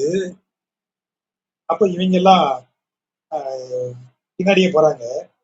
எங்க ஊர்ல வந்து ஒரு சின்ன ஓடை ஒன்று உண்டு. அதை நதின்னு நாங்க சொல்லிப்போம். எங்களுக்கு அது நதி தான். கருப்பா நதின்னு பேரு. கருப்பா நதி வந்து சின்ன ஓடை போல ஓடும். நீங்க அதுல விழுந்து தற்கொலை பண்ணிக்கலாம் நினைச்சீங்கன்னா கூட முடியாது. அந்த அளவுக்கு நல்ல நதி அது. ஏன்னா நீங்க படுத்து உருண்டா கூட முழு பாடியும் நினையாது. அந்த அளவுக்கு தான் அதுல தண்ணி போகும். நாங்க வந்து அந்த மணலை அப்படி குழி பறிச்சு அதுல படுத்துதான் எங்க உடல் மேல் நீர் போகும்படி செய்வோம். அப்பேற்பட்ட சிறந்த நதியின் அந்த பக்கத்துலதான் இந்த இடுகாடு எரிக்கிற இடம் இருக்கும். ஆகவே எல்லாரும் என்ன பண்ணுவாங்கன்னா, அங்க கொண்டு பணத்தை வச்சுட்டு இப்படி வந்து இங்கேயே கருப்பா நதியில நீராடி வீட்டுக்கு திரும்புறது. அப்படி நீராடும் போது ஒரு 2 தாத்தாக்கள் பேசிக்கிறாங்க. டேய் அவனுக்கு என்னடே, அவன் பாட்ட போயிட்டான். அடுத்து இந்த வாரு எனக்கு ஒரு ஒரு ஒரு 10 நாளைக்கு வேலை இருக்கு, நீயே போடே அடுத்து, உனக்கு வேணா சொல்லி வைக்கிறேன் இடத்த, ஒருத்தருக்கு ஒருத்தர் பேசிக்கிறாங்க சிரிச்சுக்கிட்டே. அடுத்து நீ போ, அடுத்து எனக்கு கொஞ்சம் வேலை இருக்கு, எனக்கு முன்னாடி நீ போ. இப்படி ஒவ்வொருத்தரும் ஒரு செகண்ட் யோசிச்சு பார்த்தா திகிலா இருக்கு. ஐயோ என்னையா பேசிக்கிறீங்க? எங்க கண்ணு முன்னாடி ஒரு பிணத்தை எரிக்கிறதுக்கு ரெடி பண்ணிட்டு இருக்காங்க. இவங்க கூடயே இருந்த நண்பர் இவங்க குளிக்கும் போது சொல்லிக்கிறாங்க, அடுத்து நீயா நானா? அதுல ஒரு ஃபன் வச்சுக்கிறாங்க. இவன் திருவிழா பார்க்காம போமாட்டான். இன்னும் ஒரு கலவர் இன்னொரு கலவரை சொல்றாரு, இவன் திருவிழா பார்க்காம போமாட்டானே. இப்படி பேசக்கூடிய இடத்துலதான் அந்த கனிந்த ஞானம் என்று அதை சொல்லுவேன். Inevitable part of life is death அப்படிங்கறத அவங்களுக்கு ஏதோ ஒரு விதத்துல அவங்க உணர்ந்திருக்காங்க. அப்ப அதை நோக்கி வருத்தப்படாம அதை ஒரு நகையா ஒரு ஒரு அதையும் ஒரு சுவையாக எடுத்துக்கிறாங்க இல்லையா? அப்போ இந்த கிழவர்களுக்கே உரிய ஒரு பெரிய விஷயம் நடுவுல ஒரு ஃபன், அப்படி லைட்டா அப்படி உள்ள ஒரு ஒரு பஞ்ச் வைக்கிறது. அப்படி ஒரு பஞ்ச் தான் இந்த பாட்டு. நீள் ஓதம் வந்து அலைக்கும் மாமயிலை மால்லி கேணியான். ஓதம் என்றால் அலை, நீள் ஓதம் நீண்ட அலைகள் வந்து மெரினா பீச் தான் இருக்கிறதுலே பெரிய பீச் நம்ம இப்ப சொல்லிட்டு இருக்கோம். ஆனா ஒரே சொல்லுல அதை அன்னைக்கே திருமல் சேர்வார் சொல்லிட்டாரு. நீள் ஓதம் நீண்ட அலை. மெரினா கடற்கரையில நீங்க லைட் ஹவுஸ் பக்கத்துல நின்று இப்படி பாருங்க, எவ்வளவு நீள அலைய நீங்க பாப்பீங்க. அந்த பக்கத்துல லாஸ்ட் கடைசியில போர்ட் வரைக்கும் உங்க கண்ணுக்கு தெரியற இடம் வரைக்கும் அலை வந்துட்டு இருக்கும். அதான் நீள் ஓதம்னு சொல்ற இடம். நீள் ஓதம் வந்து அலைக்கும் மாமயிலை. அப்ப மயிலாப்பூர் தான் ஊரு, திருமயிலை என்று அழைக்கப்பட்டது. இந்த திருமயிலை நகரத்தினுடைய ஒரு ஓரத்துல தள்ளி ஒரு பெரிய அள்ளி குளம் இருந்தது. அந்த அள்ளி குளத்திற்கு பக்கத்துல ஒரு பெருமாள் கோயில் இருந்தது. அதுதான் திரு அல்லிக்கேணி என்று சொல்லப்படுகிற இடம். அது ஒரு ஊர் கிடையாது. அந்த ஊருக்கு ஒதுக்குப்புறமா இருந்த ஒரு ஒரு குளம். இன்னைக்கு அது ஒரு ஊராயிருச்சு. அந்த கேணியை காணோம். நேம் போர்டுல மட்டும் திருவல்லிக்கேணின்னு இருக்கு. நேம் பெயர் பலகையில இருக்கிறது கண்ணு முன்னாடி காணோம். பிரத்யட்சம் அனுமானமா மாறிடுச்சு.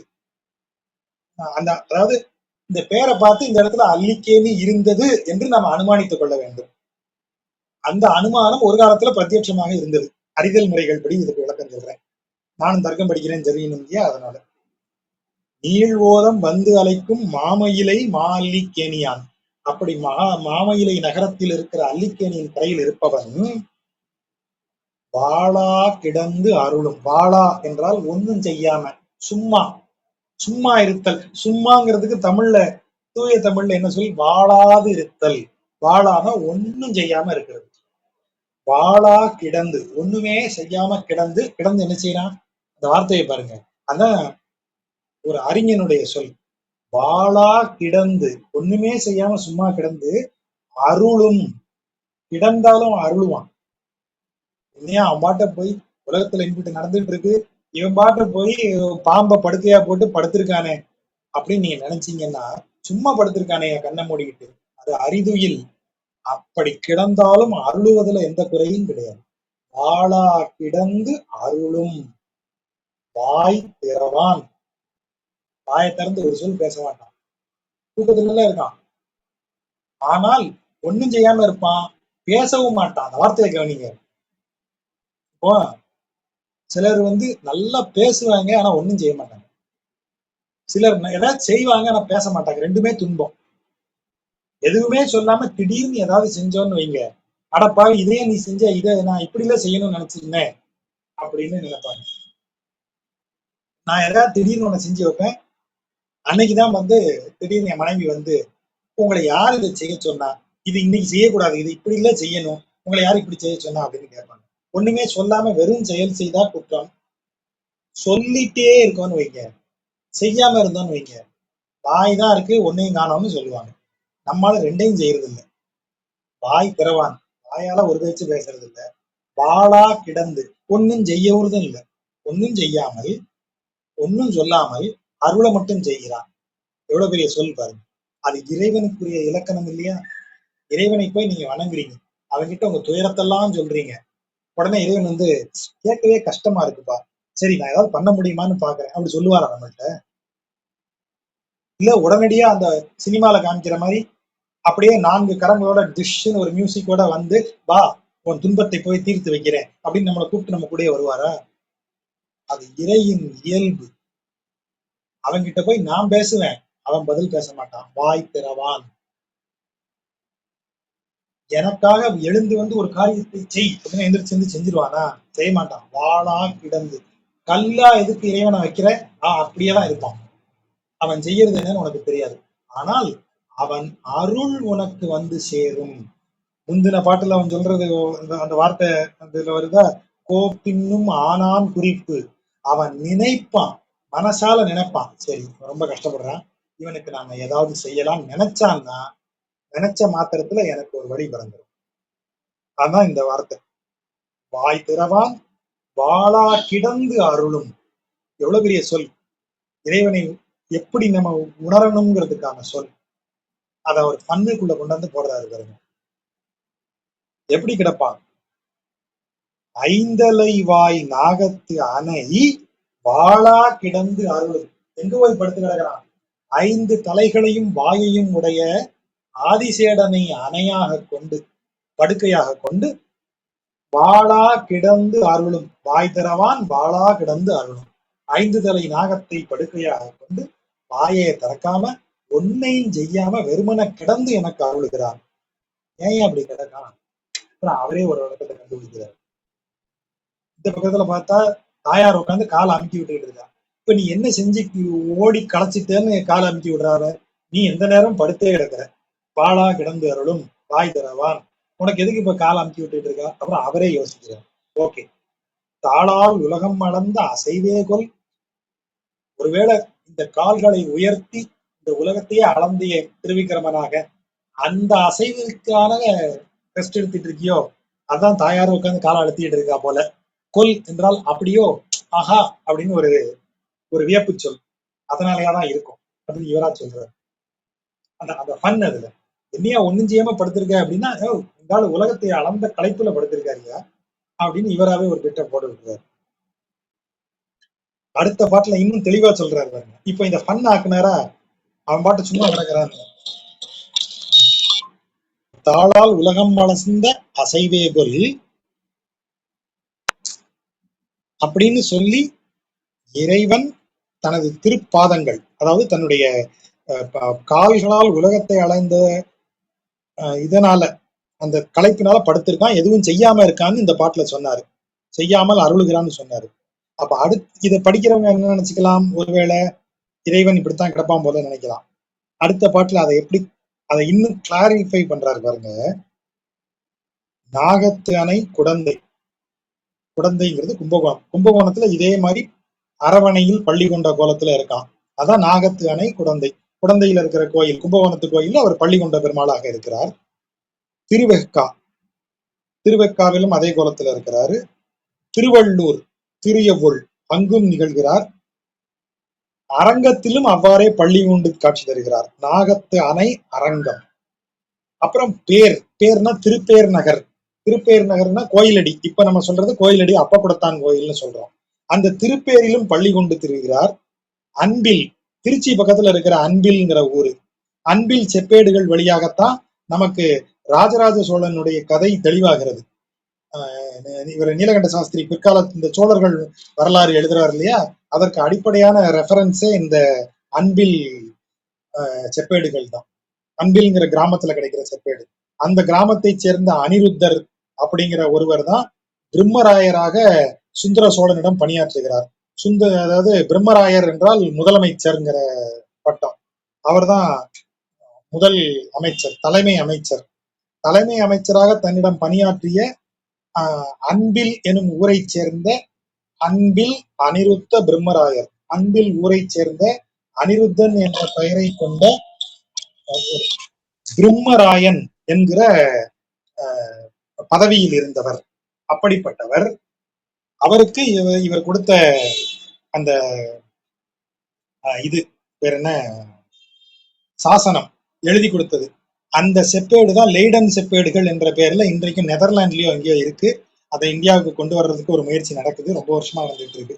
அந்த லெய்டன் செப்பேடுகள்ல இருக்கக்கூடிய அந்த அதுலதான் சோழர்கள் பரம்பரையினுடைய, பிற்கால சோழ பரம்பரை, ராஜராஜ சோழனுடைய பரம்பரையினுடைய எல்லா வரிசையும் தெளிவாக நமக்கு கிடைச்சது. ஸோ இந்த அன்பில்ங்கிற ஊரு திருச்சி பக்கத்துல இருக்கக்கூடியது. அந்த அன்பில் எனும் ஊரில் இருக்கிற பெருமாளும் பள்ளி கொண்ட பெருமாளுங்கிறாரு. நாகத்து அணை பார்க்கடல் கிட, இது எல்லாத்துக்கும் மேல பார்க்கடலுக்கு போனீங்கன்னா அங்கேயும் நாகத்து அணை மேல் அவன் கிடக்கிறான். அப்படி கிடக்கக்கூடியவன் யாரு? அனைத்திற்கும் ஆதியாக விளங்கும் நெடுமால். ஆதி நெடுமாலாக விளங்குபவன் தான் குடந்தை, திருவெக்கா, அதாவது திருவள்ளூர், திருவரங்கம், திருப்பேர் நகர் எனப்படும் கோயிலடி, அன்பில் எனும் ஊர், அப்புறம் பார்க்கடல். இத்தனையிலையும் ஆதியாக விளங்கும் அதே நெடுமால் தான் பள்ளி கொண்டிருக்கிறான். அனைப்பார் கருத்தன் ஆவான். தன்னை மனதால் நினைக்கக்கூடியவர்கள், அணைப்பார்னு அவனை அணைச்சுக்கிறவங்க, அதாவது அவனை மனதால் அவனை சேர்பவர்களுக்கு கருத்தன். கருத்தன் என்றால் நெஞ்சில் நிறைந்தவன், கருத்தாக ஆனவன். கருத்து என்பது மனதில் தோன்றுவது. அவர்களது மனதில் தோன்றக்கூடியவனாக, மனதில் நிறைந்தவனாக ஆவான். அவன் படுத்திருக்கான்னு நினைக்காத, அவனை நினைச்சனா அவன் மனசுக்குள்ள வந்துடும். அவன் படுத்திருக்கான்னு நான் ஒரு கேலிக்கு சொன்னேன், அது ஒரு கிண்டல். அப்படி நினைக்காத, எல்லா இடத்துலயும் அவன் படுத்துதான் இருக்கான். நீ பாரு, உனக்காக அவன் அங்க படுத்திருக்கான்னு நினைக்காத. திருப்பார்கடலில் பள்ளி கொண்டிருக்கிறது மட்டும் இல்ல, இங்க வந்து பாரு, உன் கண்ணோட இத்தனை ஊர்லயும் அவன் படுத்திருக்கான். அவனை நீ நினைச்சேன்னு வச்சுக்கோ, மனதில் நினைத்த மாத்திரத்தில் அவன் அப்படியே உனக்குள்ள வந்து உன் நெஞ்சில் நிறைந்து விடுவான். அனைப்பார் கருத்தன் ஆவான் அப்படின்னு சொல்றான். ஒரே ஒரு நிமிடம். இந்த ஒரு சரி. அடுத்தது 7வது பாட்டு. வான் உலவு தீ உலவு வழி. உலவுங்கிறது தீ, வழி, வழினா காற்று, ரெண்டுக்குமே போட்டுக்கணும். ஏன்னா வான் அப்படியே இருப்பது, காற்றும் தீயும் பரவி செல்வது. ஆகவேதான் உலவுங்கிற சொல்ல ரெண்டுக்கும் சேர்த்து உலவு தீ வழின்னு போடுறாரு. இந்த இப்ப நம்ம கையில வச்சிருக்கக்கூடிய இந்த தேசிய முனிகள் அறக்கட்டளை வெளியீடுல அதை ரொம்ப பிரில்லியண்டா பண்ணியிருக்காங்க. உலவு தீ கமா வழின்னு போடல, உலவு தீ வழிக்கு அடுத்துதான் கமா போட்டிருக்காங்க. அப்ப இந்த தீ வழி இரண்டுக்குமே உலவு எனும் அந்த முன்னோட்ட போடலாம். ஏன்னா ரெண்டுமே பரவக்கூடியது. வான் பரவாது, அப்படியே இருக்கும். மா கடல், பெருங்கடல் அப்படியே இருக்கும். மா பொறுப்பு, பெரும் மலைகள். பொறுப்பு என்றால் மலை, பெரிய மலைகள். தான் உலவு வெம்கதிரும் தன்மதியும். தானே உலவக்கூடிய, இந்த வார்த்தை எப்படி போட்டிருக்காரு பாருங்க. தான் உலவு, சூரியனும் சந்திரனும் தானே ஒரு ஒரு நியமிக்கப்பட்ட அந்த சைக்கிள்ல தானே சுற்றிக்கிட்டே இருக்கும். அதான் தான் உலவு வெம் கதிரும் தன்மதியும். இப்போ காற்றை கூட நம்ம என்ன செய்யலாம்? இப்ப நம்ம ஒரு ஏர் பம்ப் வச்சு அடிக்கலாம். ஃபேன் போட்டோம்னா காற்றை நாம என்ன செய்யறோம்? உலவ செய்கிறோம் இல்லையா? நெருப்பு நாம கொளுத்தி விட்டோம்னா அதுவாட்ட பறந்து எரியும். அப்ப காற்றையும் நெருப்பையும் நாம உலவ செய்ய முடியும். சூரியனையும் சந்திரனையும் நாம உலவ செய்ய முடியுமா? அப்போ உலவு தீ வழின்னு சொன்னவரு சூரியனுக்கும் சந்திரனுக்கும் வரும்போது வெம்கதிரும் தன்மதியும். வெம் கதிர் சூடான சூரியன், தன்மதி குளிர்ந்த நிலவு. இது ரெண்டுக்கும் என்ன பிரிபிக்ஸ் போடுறாரு? தான் உலவு வெண்கதிரும் தான் உலவு தன்மதியும். தானே உலவக்கூடியது ரெண்டும், ஒன்னால ஒன்றும் செய்ய முடியாது. காற்று அடிக்கிற மாதிரி என்ன இன்னைக்கு கொஞ்சம் போர் அடிக்குது, அமாவாசை நல்லா இல்ல, கொஞ்சம் வேணா நிலாவை வரவழைப்போமா? அப்படிலாம் வரவழைக்க முடியாது. லைட் வேணா போட்டு உட்காரு. நிலாவையோ இது துணியெல்லாம் காயவே மாட்டேங்குது, கொஞ்சம் சூரியனை வர வைப்போமா? வர வைக்க முடியாது. அது இரண்டும் தானே உலாவக்கூடியது. தான் உலவு வெம்கதிரும் தன்மதியும். ரொம்ப சிம்பிளான சொல்ல போட்டுருவாரு. ஆனா அதுக்கு இவ்வளவு பொருள் நம்ம எடுக்கணும். மேல் நிலவு, மேல் நிலவும்னு அர்த்தம். இந்த இடத்துல நிலவுனா நிலா கிடையாது, மேலே நிலவும். நிலவும் என்றால் மேலே விளங்கும், மேலே இருக்கக்கூடியன்னு அர்த்தம். மேல் நிலவு அதாவது மேலே நிலவுகின்ற கொண்டல். கொண்டல் என்றால் மழை மேகம், மேகம்னே பொருள் எடுக்கலாம். கொண்டல் என்றால் மேகம். மேலே நிலவுகின்ற மேகம். பெயரும், பெயருடைய பொருட்கள் எல்லாம், அதான் சேதன பொருட்கள்னு சொல்றது. அச்சேதன பொருட்களுக்கு அது இல்லை, சேதன பொருட்களுக்கு பெயரிடப்பட்டிருக்கிறது. சோ பெயரிடப்பட்ட பொருட்கள் எல்லாம், இதுக்கு ஒரு பெரிய விளக்கம் சொல்லணும். அது வந்து அறிதல் முறைகள்ல ரொம்ப சுவாரஸ்யமான ஒண்ணு. அதுக்கு இன்னும் கொஞ்சம் நீள விளக்கம் இருக்கு, நான் சுருக்கமா அதை சொல்றேன். ஒரு பொருளை நாம அறியும் போது அதுக்கு ஒரு பேர் போட்டாச்சுன்னா அது ஒரு பெரிய அறிவை நமக்கு கொடுத்துருது. அத சப்தாகார விருத்திங்கிற பேர்ல நம்ம புரிஞ்சுப்போம். சுருக்கமா தான் சொல்றேன். இதுதான் சப்தாகார விருத்தின்னு நினைச்சுக்காதீங்க, அது இன்னும் போயிட்டே இருக்கும். ஒரு குறைந்தபட்சமா சொல்லுவேனே, இப்ப நான் உங்கள்ட்ட ஒரு சொல்றேன், கடல். இந்த ஒரு சொன்ன உடனே உங்களுக்கு எத்தனை பொருள் உங்க மனதுக்குள்ள வந்து போகுதுன்னு யோசிங்க. நீங்க ஜப்பான்ல பார்த்த கடலா இருக்கும், நீங்க அட்லாண்டிக் ஓஷனை பிளைட்ல இருந்து பார்த்த கடலா ஞாபகம் வரும், மெரினா பீச் கடற்கரையில நின்ன ஞாபகம் வரும், கடலுக்குள்ள போட்ல போன ஞாபகம் வரும், கடல்ல சூரியாஸ்தமனம் பார்த்தேன், அப்புறம் சுனாமிய பார்த்தேன், கடல்ங்கிறது நீல நிறத்துல இருக்கும், அலை இப்படி என்னவெல்லாம் நீங்க கடலை பற்றி யோசிக்கிறீங்கன்னு அத்தனையும் எழுதிக்கிட்டே வாங்க. எவ்வளவு இருக்குன்னு யோசிங்க. இது அத்தனையையும் ஒரு ஒரு சுவிட்ச் போட்ட மாதிரி, ஒரு பெரிய பில்டிங் நிறைய லைட் வச்சிருக்கீங்க, லைட்டை செட் பண்ணிருக்கீங்க, ஒரே ஒரு மெயின் சுவிட்சை அப்படி ஆன் பண்ண உடனே சரசரசரன்னு பெரிய பில்டிங் அப்படியே உயிர் பெற்று எழுவது போல லைட் வருது. கடல்ங்கிற ஒரு சொல் நமக்குள்ள இதுவரை நாம் பிரத்யட்சமாக அறிந்தது, அனுமானமாக அறிந்தது, கற்றும் கேட்டும் அறிந்தது. அதான் ஸ்ருதி. காதால் கேட்டும் இன்னொரு நூலில் படித்துமாக உணர்ந்த அத்தனையையும் ஒரு சொல் ட்ரிகர் பண்ணி நமக்குள்ள கொண்டு வந்துருது. எவ்வளவு இருக்கு ஒவ்வொரு சொல்லும். நீ ஆணியே பிடுங்க வேண்டாம், இவ்வளவுதான் சொல். இதற்கு பின்னாடி எவ்வளவு நீங்க பொருள் எடுக்கலாம்னு சொல்லுங்க. வடிவேலு வந்து சொல்லியிருக்காரு. இப்ப இதுக்கு முன்னாடி கூட கர்ப்ப அவஸ்தைகள் எல்லாம் பேசணும்ல, அதை வடிவேலு சொல்லி ஒரு ஜோக்கா ஆக்கியிருக்காருல்ல. இப்படியே குத்த வச்சு உட்காந்துருந்தேன் வயிற்றுக்குள்ள, நீ என்னமோ பெருசா பீத்திக்கிற அப்படின்னு அவங்க அம்மாவை சொல்லுவாரு. உடனே அந்த அம்மா சொல்லு, என் பிள்ளை எவ்வளவு அறிவா பேசுறான். அது நமக்கு ஜோக்கா இருந்தது, நிஜமாவே அறிவாதான் பேசியிருக்கு அந்த பிள்ளை. அப்போ இது இது அனைத்துமே ஒரு பெரிய தத்துவத்தின் இன்னொரு பக்கம் அது ஒரு நகைச்சுவையாக மாறக்கூடியது. இப்ப இங்க யோசிச்சு பாருங்க, பெயர் அப்படின்னு ஒண்ணு போட்ட உடனே, அந்த பெயரை போட்ட உடனே நாம அதை புரிஞ்சுக்கிட்டதா நமக்கு தெரிஞ்சு நம்ம ஒரு நிறைவடைஞ்சிடறோம். மரம், அவ்வளவுதான் நமக்கு தெரியும். அதில் வந்து எப்படி ஒளிச்சேர்க்கை நடைபெறுகிறது, மரத்திலிருந்து என்னவெல்லாம் கிடைக்கிறது, எத்தனை வகை மரங்கள் இருக்கின்றன, லோகமாதேவி மரத்தை பற்றி கட்டுரை எழுதுவார்கள், என்னவெல்லாம் உங்க மனசுல தோணும் அத்தனையும் ஒரு சொல் கொண்டு வந்துருது. அதுதான் சேதனம் என்று சொல்லப்படுது. சேதன பொருட்கள், உணர்வுள்ள பொருட்கள்னு ஒரு பொருளும், சொல் ஒரு சொல்லால் உணர்த்தப்படும் பொருளாகவும் விளங்கக்கூடியது சேதன பொருட்கள்.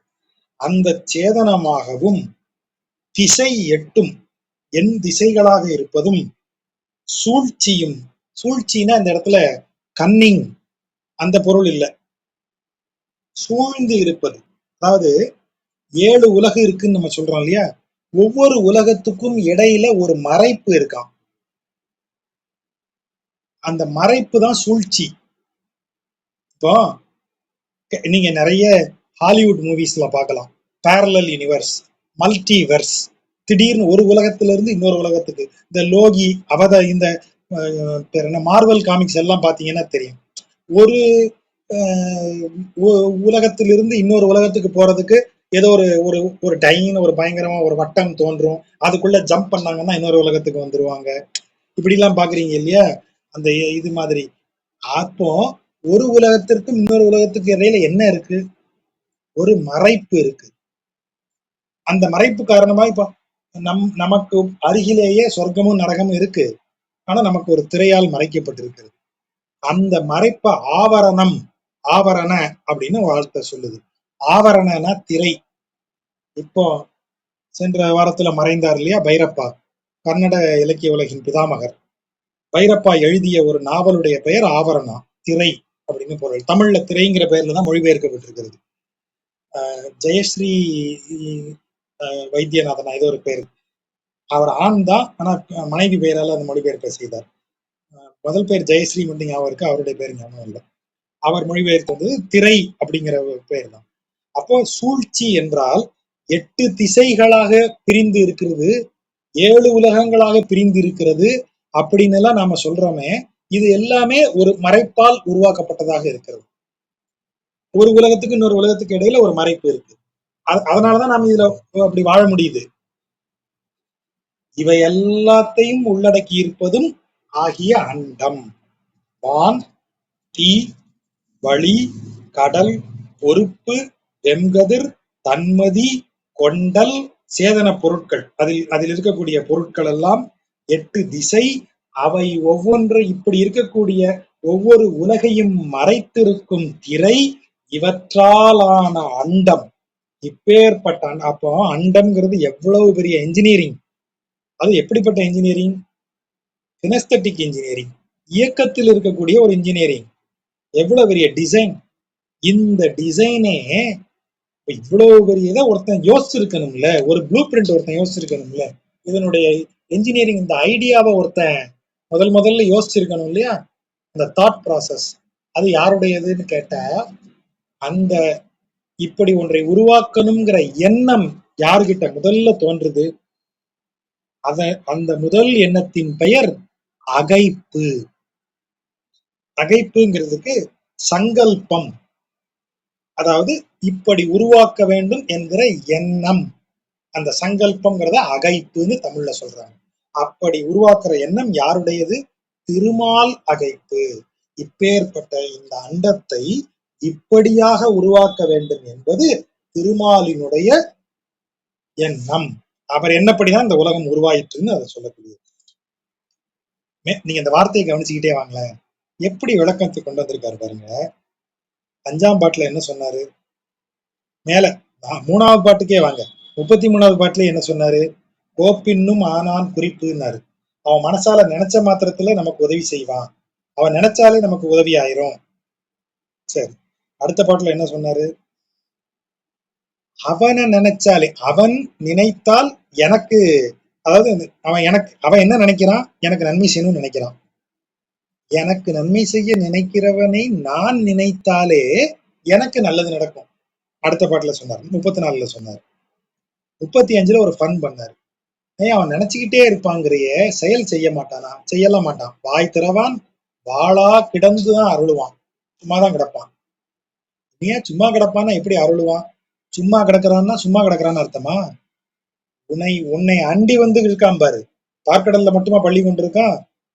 கும்பகோணம், திருவக்கா, திரு எவ்வுள், இப்படி ஒவ்வொரு இடத்துக்கு நீ போ. திருவரங்கம், அன்பில், இப்படி ஒவ்வொரு இடத்துக்கா போய் பாரு. அங்கெல்லாம் படுத்திருக்கான். அவனை நினைச்சனா உன் மனசுக்குள்ள வந்து உட்காந்துருவான். அனைப்பார் கருத்தன் ஆவான். உன் கருத்தாவே மாறிடுவான். அப்படி மாறிட்டான்னு வை, அவன் நினைப்பாலேயே எல்லாவற்றையும் செய்யக்கூடியவன் உனக்கு தெரியும். இவ்வளவு பெரிய உலகம் இயங்கி கொண்டிருக்கிறதே, இதுல ஏதாவது ஒண்ணு இயக்கம் இல்லாதது இருக்கா? யோசிச்சு பாருங்க. இப்போ ஒரு லிஸ்ட் போட்டார்ல, வான், தீ, வழி, கடல், பொருள், இதில் ஒன்று இயக்கம் இல்லாமல் இருக்கிறதா? எல்லாம் இயங்குது. அந்த இயக்கத்திலேயே ஒண்ணு டிஸ்டர்ப் பண்ணாத அளவிற்கு திரை போட்டு மறைத்திருக்கிறது. மேல அப்படியே சென்னையில வந்து நம்ம கார்லயும் பஸ்லயும் போய்கிட்டு இருக்கோம். நமக்கு கீழே ட்ரெயின் ஓடிக்கிட்டு இருக்கு, தலைக்கு மேல பிளைட் பறந்துகிட்டு இருக்கு. ஒன்றுக்கொன்று மறைப்பு, ஒன்றுக்கொன்று இது மாதிரி இருக்கு. கீழே ட்ரெயின் ஓடிட்டு இருக்கிறது நமக்கு தெரியுதா? ரோட்ல போகும்போது அண்டர் கிரவுண்ட்ல மெட்ரோ ரயில் ஓடிட்டு இருக்கு, ஒன்றுக்கொன்று மறைக்கப்பட்டிருக்கிறது. அதான் அந்த சூழ்ச்சி. அப்படி வெளியே தெரியாம இவ்வளவு பெரிய டிசைனை செஞ்சிருக்கானே ஒருத்தன், அதை அவன் எப்படி செஞ்சான்னு நினைக்கிற? கையங்கால வச்சு செஞ்சான்னு நினைக்கிறியா? இல்ல, அவன் அகைப்பு, திருமால் அகைப்பே அண்டம். அவனது நினைப்பே இது எல்லாவற்றையும் உருவாக்கியது. அதான் அவன் நினைப்பாலேயே எல்லாத்தையும் செய்யக்கூடியவன். அதுதான் இதுல பொருள். திருமால் அகைப்பு. அதைத்தான் இத்தனை பாட்டுல அப்படியே ஒவ்வொரு புள்ளியா அழுத்தி அழுத்தி வச்சுக்கிட்டே வராரு. திருமால் அகைப்பே அண்டம். அடுத்து இந்த அகைப்பை புரிஞ்சுக்கிறாத ஒரு கேனையா இருப்பானே, அகைப்பியில் மனுஷரை, மனுஷரைன்னு தான் சொல்றாரு. இந்த அறிவு, இந்த இடத்துல அகைப்பு என்னவா மாறுது? அறிவாக மாறுகிறது. அகைப்பியில் மனுஷரை. இறைவனுக்கு தோன்றுவது எண்ணம், மனிதனுக்கு தோன்றுவது அறிவு. அறிவதால் அறிவு. இறைவன் அறிய வேண்டியதில்லை. ஏன்னா அவன் தான் எல்லாவற்றையும் உடையவன், அறிவை உடையவன். அவன் அறிய வேண்டிய பொறுப்பு மனிதனுக்கு உடையது. மனிதன் குறைப்பட்ட அறிவுடையவன். சைவ சித்தாந்தப்படி முற்றறிவு படைத்தது பதி, சிற்றறிவு படைத்தது பசு. சிற்றறிவு தான் முற்றறிவை தேடி போகணும். அப்ப முற்றறிவு படைத்த இறைவன் அறிய வேண்டியது எதுவும் இல்லை. ஆகவே அவனுக்கு அது சங்கல்பம், எண்ணம் மட்டுமே. அது அவனுடைய எண்ணம்னு அறிய வேண்டிய குறை நமக்கு இருக்கிறது. அந்த குறை இருப்பதால் தான் நாம அவனை மறந்து போறோம். இது அவனால் நிகழ்ந்ததுங்கிறத மறந்து போறோங்கிற இடம் அப்படித்தான் வருது. அப்ப அறிவு இருக்க வேண்டியது, அறிய வேண்டியது நமக்கு. அப்ப இங்க அகைப்பு என்பது அறிவு என்று பொருள்படும். ஏனென்றால் இந்த அகைப்பு மனிதருக்கு வரக்கூடியதை சொல்றாரு. அகைப்பு இல் மனுஷரை, அறிவு இல்லாத, இறைவனே அனைத்தையும் நிகழ்த்துகிறவன் என்கிற அறிவு இல்லாத மனிதரை 6 சமயம் புகைத்தான். புகைத்தான் என்றால் அதற்குள்ள செலுத்தினான் அர்த்தம். அவங்க குழம்பும்படியாக இறைவனே ஒருவன் என்பது உணராதவர்களை 6 வகை சமயங்களின் பிரிவிற்குள் கிடந்து உழலும்படி செய்தான் அப்படிங்கிறார். இந்த 6 வகை சமயங்களுக்கு அப்பிள்ளை உரையில் என்ன விளக்கம் சொல்றாரு? சாக்கியர், உலூக்கியர், அக்ஷபாதர், ஷபனர், கபிலர், பதஞ்சலி இவர்கள் எல்லாமே இந்த 6 வகை தரிசனங்களுக்குரிய நூல்களை எழுதியவர்கள். ஆகவே அந்த பெயரால வழங்கப்படுகிறது. இந்த பெயர்களை வைத்து கொஞ்சம் ஆராய்ச்சி செய்யணும். என்னென்ன நூல்களை இவங்க எழுதியிருப்பாங்க, என்ன தரிசனத்துக்குரியதுன்னு பார்க்கணும். எனக்கு கொஞ்சம் நேரமின்மையால் அதை பார்க்கல. அதை பார்த்து வேணா பிறகு அதை சொல்றேன். இந்த 6 வகை சமயத்திற்குள்ளேயே கிடந்து உழலும்படி செய்தான் அப்படின்னு சொல்றாரு. யாரு? ஒரு கடல் நீர்வண்ணன் அகைப்புயில் மனுஷரை 6 சமயம் புகைத்தான். சரி, அப்ப இந்த 6 சமயமும் என்ன சொல்லும்? வெவ்வேறு தெய்வங்களை உங்களுக்கு காட்டுகிறதுங்கிறார். அப்படி பல சமயங்கள்ல பல தெய்வங்களை காட்டும்.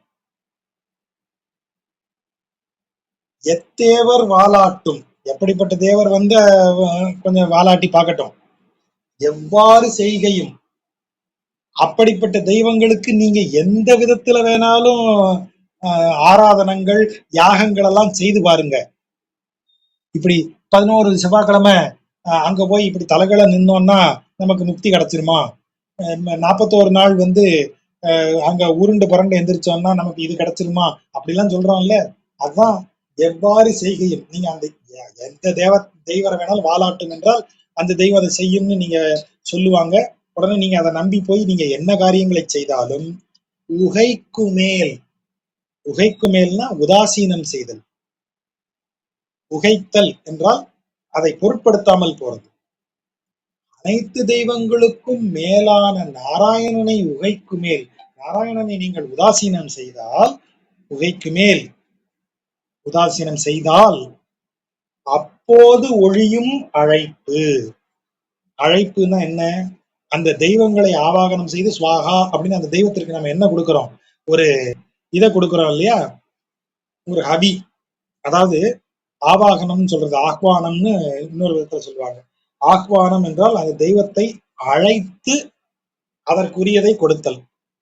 எப்போ நீங்க எந்த தெய்வத்தை வேணாலும் வணங்குங்க, எந்த தெய்வத்துக்கு என்ன வேணாலும் பூசனை முறைகளை செய்யுங்க.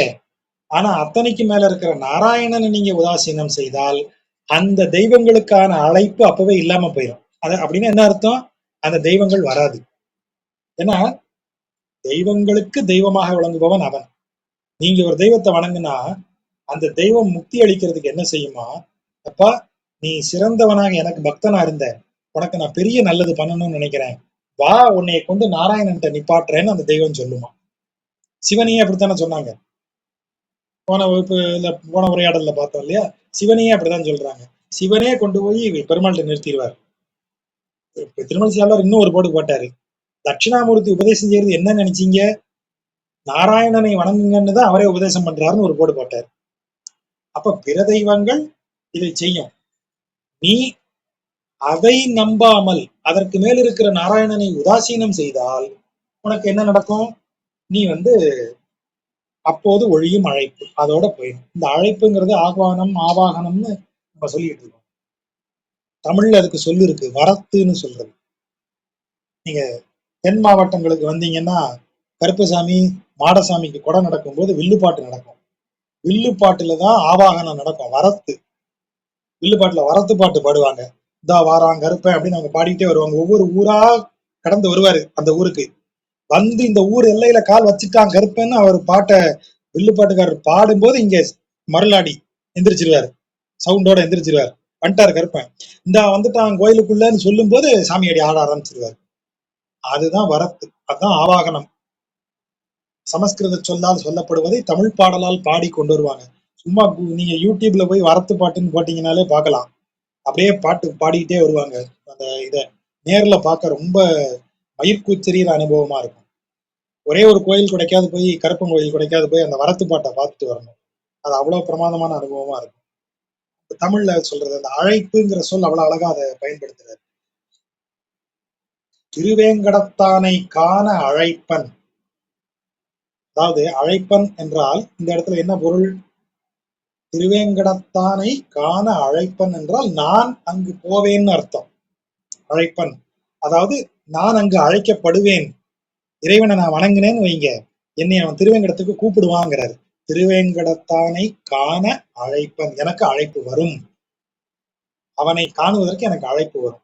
சரி, அழைப்பு வருமா இல்லையான்னு எப்படி பாக்குறது? மழை பேர் அருவி மணி வரன்றி வந்து இழிய யானை வெறுவி அரவு ஒடுங்கும் வெற்பு. இதெல்லாம் எங்க நடக்குது? திருவேங்கடத்துல நடக்குது. எப்படி இருக்கிற திருவேங்கடம் அது? மழை பேர் அருவி, மழை பெரிய அருவியை போல பொழிகிறது. அப்படி பொழிவதால் அந்த மழை நீர் காற்றில் இருக்கக்கூடிய மணிகள், அதாவது ரத்னங்கள், ரத்னங்களை அடித்து கொண்டு வருகிறது. எப்படி அடித்து கொண்டு வருகிறது? வரன்றி, வரன்றிங்கிறது வரனின்றிங்கிறதனுடைய குறைதல் விகாரம். வரன் என்றால் எல்லை, வரன் இன்றி எல்லை இல்லாமல், கவுண்ட் பண்ண முடியல, அன்கவுண்டபிள், அவ்வளவு மணிகளை, ரத்தனங்களை அந்த மழை நீர் அடித்து கொண்டு வருகிறது. எண்ணி முடியலப்பா, அவ்வளவு இருக்குப்பா, என்ன முடியல. அப்படி வரனின்றி எல்லையின்றி ரத்தனங்களை அந்த மலையிலிருந்து மழை நீர் அடித்து கொண்டு வருகிறது. வந்து இழிய அப்படியே வந்து கொட்டுது. அதை யானை பார்க்குது. அந்த ரத்தனங்களின் ஒளியை பார்த்து இது ஏதோ இடி ஓசை, மின்னல் வந்து விழுந்திருக்கோ பூமியிலன்னு பயப்படுதான். யானை வெறுவி. பாம்புகள் அதை பார்க்குது. பார்த்துட்டு, ஏன்னா மின்னல் மின்னினால், இடியோசை கேட்டால் பாம்புக்கு பயம், அது புத்துக்குள்ள ஓடி போய் பதுங்கிரும். அதனாலதான் இடியோசை கேட்ட நாகம் போலன்னு ஒரு சொல்லே தமிழ்ல வந்தது. அப்படி அந்த மின்னல் ஒளின்னு நினைச்சு பயந்து போய், வெற்பு என்றால் பாறை, திருமலையின் பாறைக்குள்ள போய் அது ஒளிஞ்சுக்குது பாம்பு. யானை பயந்து நடுங்கி நிக்குது அந்த ரத்தனங்களை பார்த்து. அப்படின்னா என்ன பொருள்? மழை பேரருவி வரன்றி, வரனின்றி ரத்தனங்களை கொண்டது. அதுதான் இறைவனின் அருள். இறைவனின் அருள் பெரும் மழையாக பொழிந்து உனக்கு அப்படியே ரத்தனங்களை அள்ளி குவிச்சு கொண்டு வரும்போது, அறிவற்ற மூடர்கள் அதை வேற ஏதோன்னு நினைச்சு பயந்து போய் நிக்கிறதும் ஓடி பதுங்கிக்கிறதுக்குமா செய்வாங்க. ஆனா நான் எப்படி உட்கார்ந்துருப்பேன்? திருவேங்கடத்தானை காண அழைப்பன், எனக்கு அங்கு செல்ல அழைப்பு வருமான்னு நான் உட்கார்ந்துருப்பேன். எப்படி உட்கார்ந்துருப்பேன் தெரியுமா? திருக்கூடல் கூட இழைப்பன். திருக்கூடல் கூட இழைப்பன் அப்படின்னா, இழைத்தல் என்றால் வரைதல்னு பொருள். இதை இன்னொருத்தையும் செஞ்சிருக்கா. நாச்சியார் திருமொழியில இருக்கும், 4ஆம் திருமொழியில. நாச்சியார் திருமொழியில இந்த இழைத்தல், திருக்கூடல் கூட இழைத்தல்னு இருக்கும். அது ஒரு கேம். இப்போ நம்ம ஒண்ணு செய்வோம் தெரியுமா? இந்த இலையவோ எதையோ இப்படி பிச்சு இப்படி போட்டு, அப்புறம் இந்த கண்ணுல இருந்து முடி விழுந்ததுன்னா அதை எடுத்து இப்படி கையில வச்சு இப்படி கண்களை மூடிட்டு எதையோ ஒண்ணு நினைச்சு இப்படி ஊதணும். ஊதி அது பறந்துருச்சுன்னா நம்ம நினைச்சது நடக்கும், இல்லைன்னா நடக்காது, இப்படி எல்லாம் சொல்றோமா? இத மாதிரிதான் இந்த திருக்கூடல் குறிப்பு கண்டுபிடிக்கிறது. அது என்ன தெரியுமா செய்யணும்? நீங்க வீட்டுல உட்காந்து ஒரு பெரிய வட்டம் வரையணும். வரைந்து அதற்குள்ள சின்ன சின்ன வட்டமா வரைஞ்சி வரைஞ்சி அந்த வட்டத்தை நிரப்பணும். ஒரு பெரிய வட்டம், அந்த பெரிய வட்டத்திற்குள் இடைவெளியே இன்றி சிறிய சிறிய வட்டங்களாக வரைந்து அதை நிரப்பணும். இப்ப வட்டத்திற்குள் வட்டங்கள், இது வரைக்கும் வந்துட்டீங்களா? அடுத்து நிறமா செய்யணும், ரெண்டு ரெண்டு வட்டங்களையா நீங்க அடிச்சுக்கிட்டே வரணும். இப்படி ரெண்டு ரெண்டு வட்டங்களா அடிச்சுக்கிட்டே வந்தா என்ன நடக்கும்? நீங்க உள்ள வரைஞ்ச சிறு வட்டங்கள் இரட்டைப்படையாக இருந்தால் எதுவுமே மிஞ்சாம எல்லா சிறு வட்டங்களும் அடிபட்டுரும். கரெக்டா? அப்படி எல்லா வட்டங்களுமே அடிபட்டுருச்சுன்னா, அதாவது பெரிய வட்டத்திற்குள் இருக்கிற சிறிய வட்டங்கள் ஜோடி ஜோடியா நீங்க அடிச்சிட்டு வரும்போது மீதம் எதுவும் மிஞ்சவில்லை என்றால் நீங்க நினைச்சது நடந்துருச்சு. அதான் குறிப்பு. கடைசியில ஒத்தப்படையாகி ஒரே ஒரு சிறு வட்டம் மட்டும் நீங்க அடிக்க ஜோடி இல்லாம நின்னுச்சுன்னு வைங்க, உங்களுக்கு அது நடக்காது. நீங்க நினைச்சது நடக்காதுன்னு அர்த்தம்.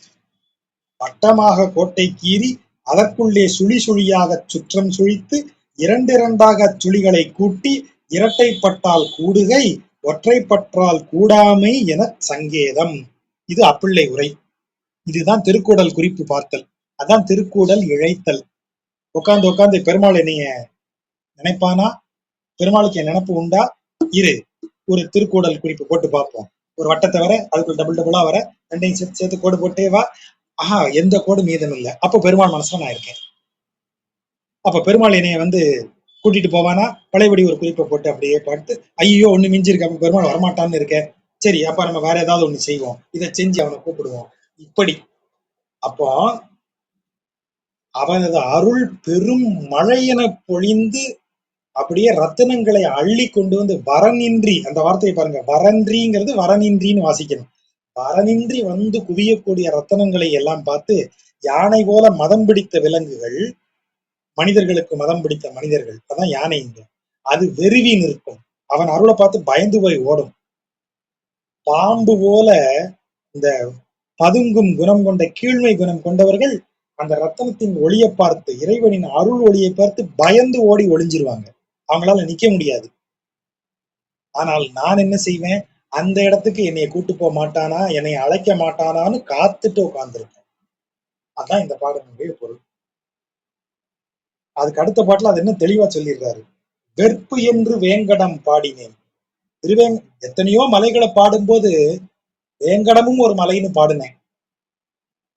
இன்னைக்கு எனக்கு தெரியுது, அதுதான் எனக்கு வீடு பேர் அளிப்பது. முந்தின பாட்டுல அதை ரெஃபரன்ஸ் வச்சுட்டாருல, வீடு ஆக்கி நிற்கின்றேன், அதையே எனக்கு வீடு வரும் தரும் தலமாக ஆக்கி கொண்டு காத்து நிற்கிறேன். நின்று நினைக்கின்றேன். நின்று நினைக்கின்றேன் ஏன், ஏற்கனவே வீடாக்கி நிற்கிறாயே, அப்புறம் என்ன நின்று நினைத்தல். வீடாக்கி நிற்கின்றேன்னா இன்னும் எனக்கு வீடு பேர் கிடைக்கல. அப்பனா பின்னாடி மாத்திப்பியாப்பா? இல்ல, நிலையாக நின்று எந்த மாற்றமும் இன்றி நிலையாக நின்று நினைக்கின்றேன். அவன் ஒருவனே என்று சரணாகதி, அவன் ஒருவனே அப்படின்னு நினைச்சு நான் நிக்கிறேன். கற்கின்ற நூல் வலையில் பட்டிருந்த நூலாட்டி கேழ்வனார். கற்கின்ற நூல் வேதம். நான் எந்த நூலில் கற்கின்றாலும் அந்த நூலின் பொருளாக இருப்பவன். நூல் வலையில் பட்டிருந்த அந்த நூல் வலை, நூலால் அந்த நூலுக்குள் அவன் சிக்கியிருக்கிறான்னு அர்த்தம். வேதத்துக்குள்ள அவன் பொருளாக இருக்கிறான். அப்ப வேதத்தின் பொருளாக விளங்குபவன் வேதத்திற்குள் இருக்கிறான். அதைத்தான் அவர் நூல் வலையில் சிக்கி இருக்கிறேன்னு சொல்றாரு. அவன் யாரு? நூலாட்டி கேழ்வனார். வார்த்தையை பாருங்க, நூலாட்டி அப்படின்னு என்ன, அதுக்கு பல பொருளும் சொல்றாங்க. அதுக்கு எல்லா பொருளுமே தாயார் தாயார்னு தான் வருது. தாயாரை ஏன் நூலாட்டின்னு சொல்றாங்க? பெருமாளினுடைய விருப்பம், சங்கல்பம் நம்ம சொல்லிட்டோம். அகைப்பு, அவன் அகைப்பு தான் நமக்கு எல்லாவற்றையும் தரக்கூடியது. அந்த அகைப்பை மாற்றக்கூடியவள் தாயார். பெருமாளுடைய நூல் அவ கையில இருக்கு, அதான் நூலாட்டி. அவன் நூலாட்டினா அவன் ஆடுவான். தாயார் சொன்னா அவன் கேட்பான். பெருமாள் தான் முக்தியை தருவார், நோ டவுட், எந்த டவுட்டும் கிடையாது அதுல. தாயார் தாயார் சொல்றவருக்கு தான் தருவார். தாயார் முக்தியை தர மாட்டாங்க. நமக்கு தமிழக அரசியல்ல 2 பேர் இருந்தாங்க. ஒருவர் பதவியில் இருந்தார், அவரது தோழி பதவியில் இல்லாமல் இருந்தார். ஒருவரால் அரசு ஆணை பிறப்பிக்க முடியும், இன்னொருவரால் அரசு ஆணை எல்லாம் பிறப்பிக்க முடியாது. ஆனா தோழி சொன்னால் அரசாணை இவர் பிறப்பிப்பார். அப்ப யார் நூலாட்டி? அதுதான் அந்த வார்த்தை. நூலில் சிக்கி இருக்கிறான் ஒருத்தன், ஆனா அந்த நூலையே ஆட்டுவிக்கக்கூடிய பெருமை படைத்தவள் ஒருத்தி இருக்கா. அவளது மனைவி, அவருடைய மனைவியாகிய தாயார். அவ சொன்னா அவர் கேட்பார். அந்த நூலாட்டி கேழ்வனார், கேழ்வனார்னா கணவர். அவர் கால்வரையில் அகப்பட்டிருந்தேன் கான், அவருடைய திருவடிகளாகிய தலையில் நான் அகப்பட்டிருக்கிறேன் பார் அப்படின்னு சொல்றார். இறைவனின் திருவடிகளில் தான் பக்தி, அந்த பிரேமையினால் இறைவனின் திருவடிகளை தான் வணங்கி இருக்கிறேன்னு அவ்வளவு அழகா சொல்றார். ரொம்ப அருமையான 10 பாடல்கள். சற்று அதிக நேரம் எடுத்துக்கிட்டே நினைக்கிறேன். பொறுமையாக கேட்ட நண்பர்களுக்கு மிக்க நன்றி. வேற ஏதாவது கேள்விகள் இருக்கா?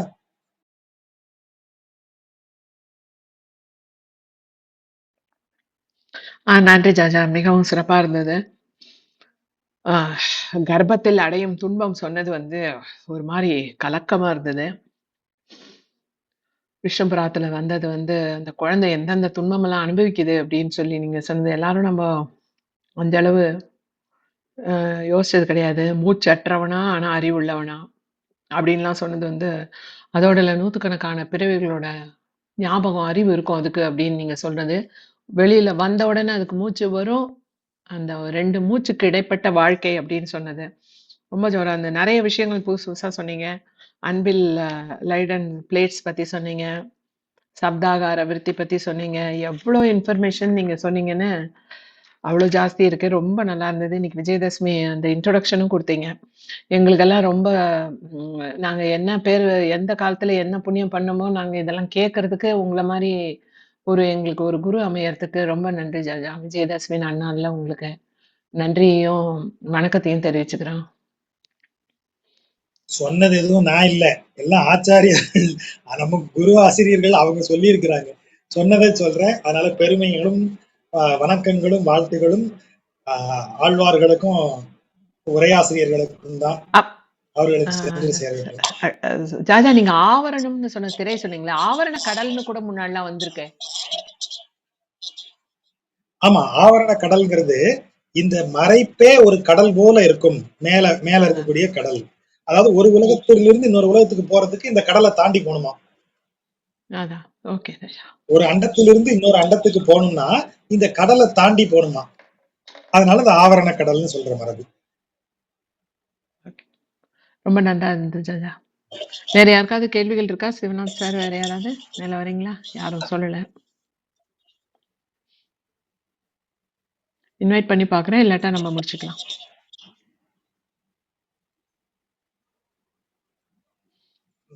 அப்ப நண்பர்களுக்கு கேள்விகள் எதுவும் இல்லை என்றால் நம்ம அடுத்து வர செவ்வாய்க்கிழமை அன்னைக்கு சந்திக்கலாம். நன்றி நன்றி. ஜாஜா. பொறுமையாக கேட்ட நண்பர்களுக்கு நன்றி. நன்றி.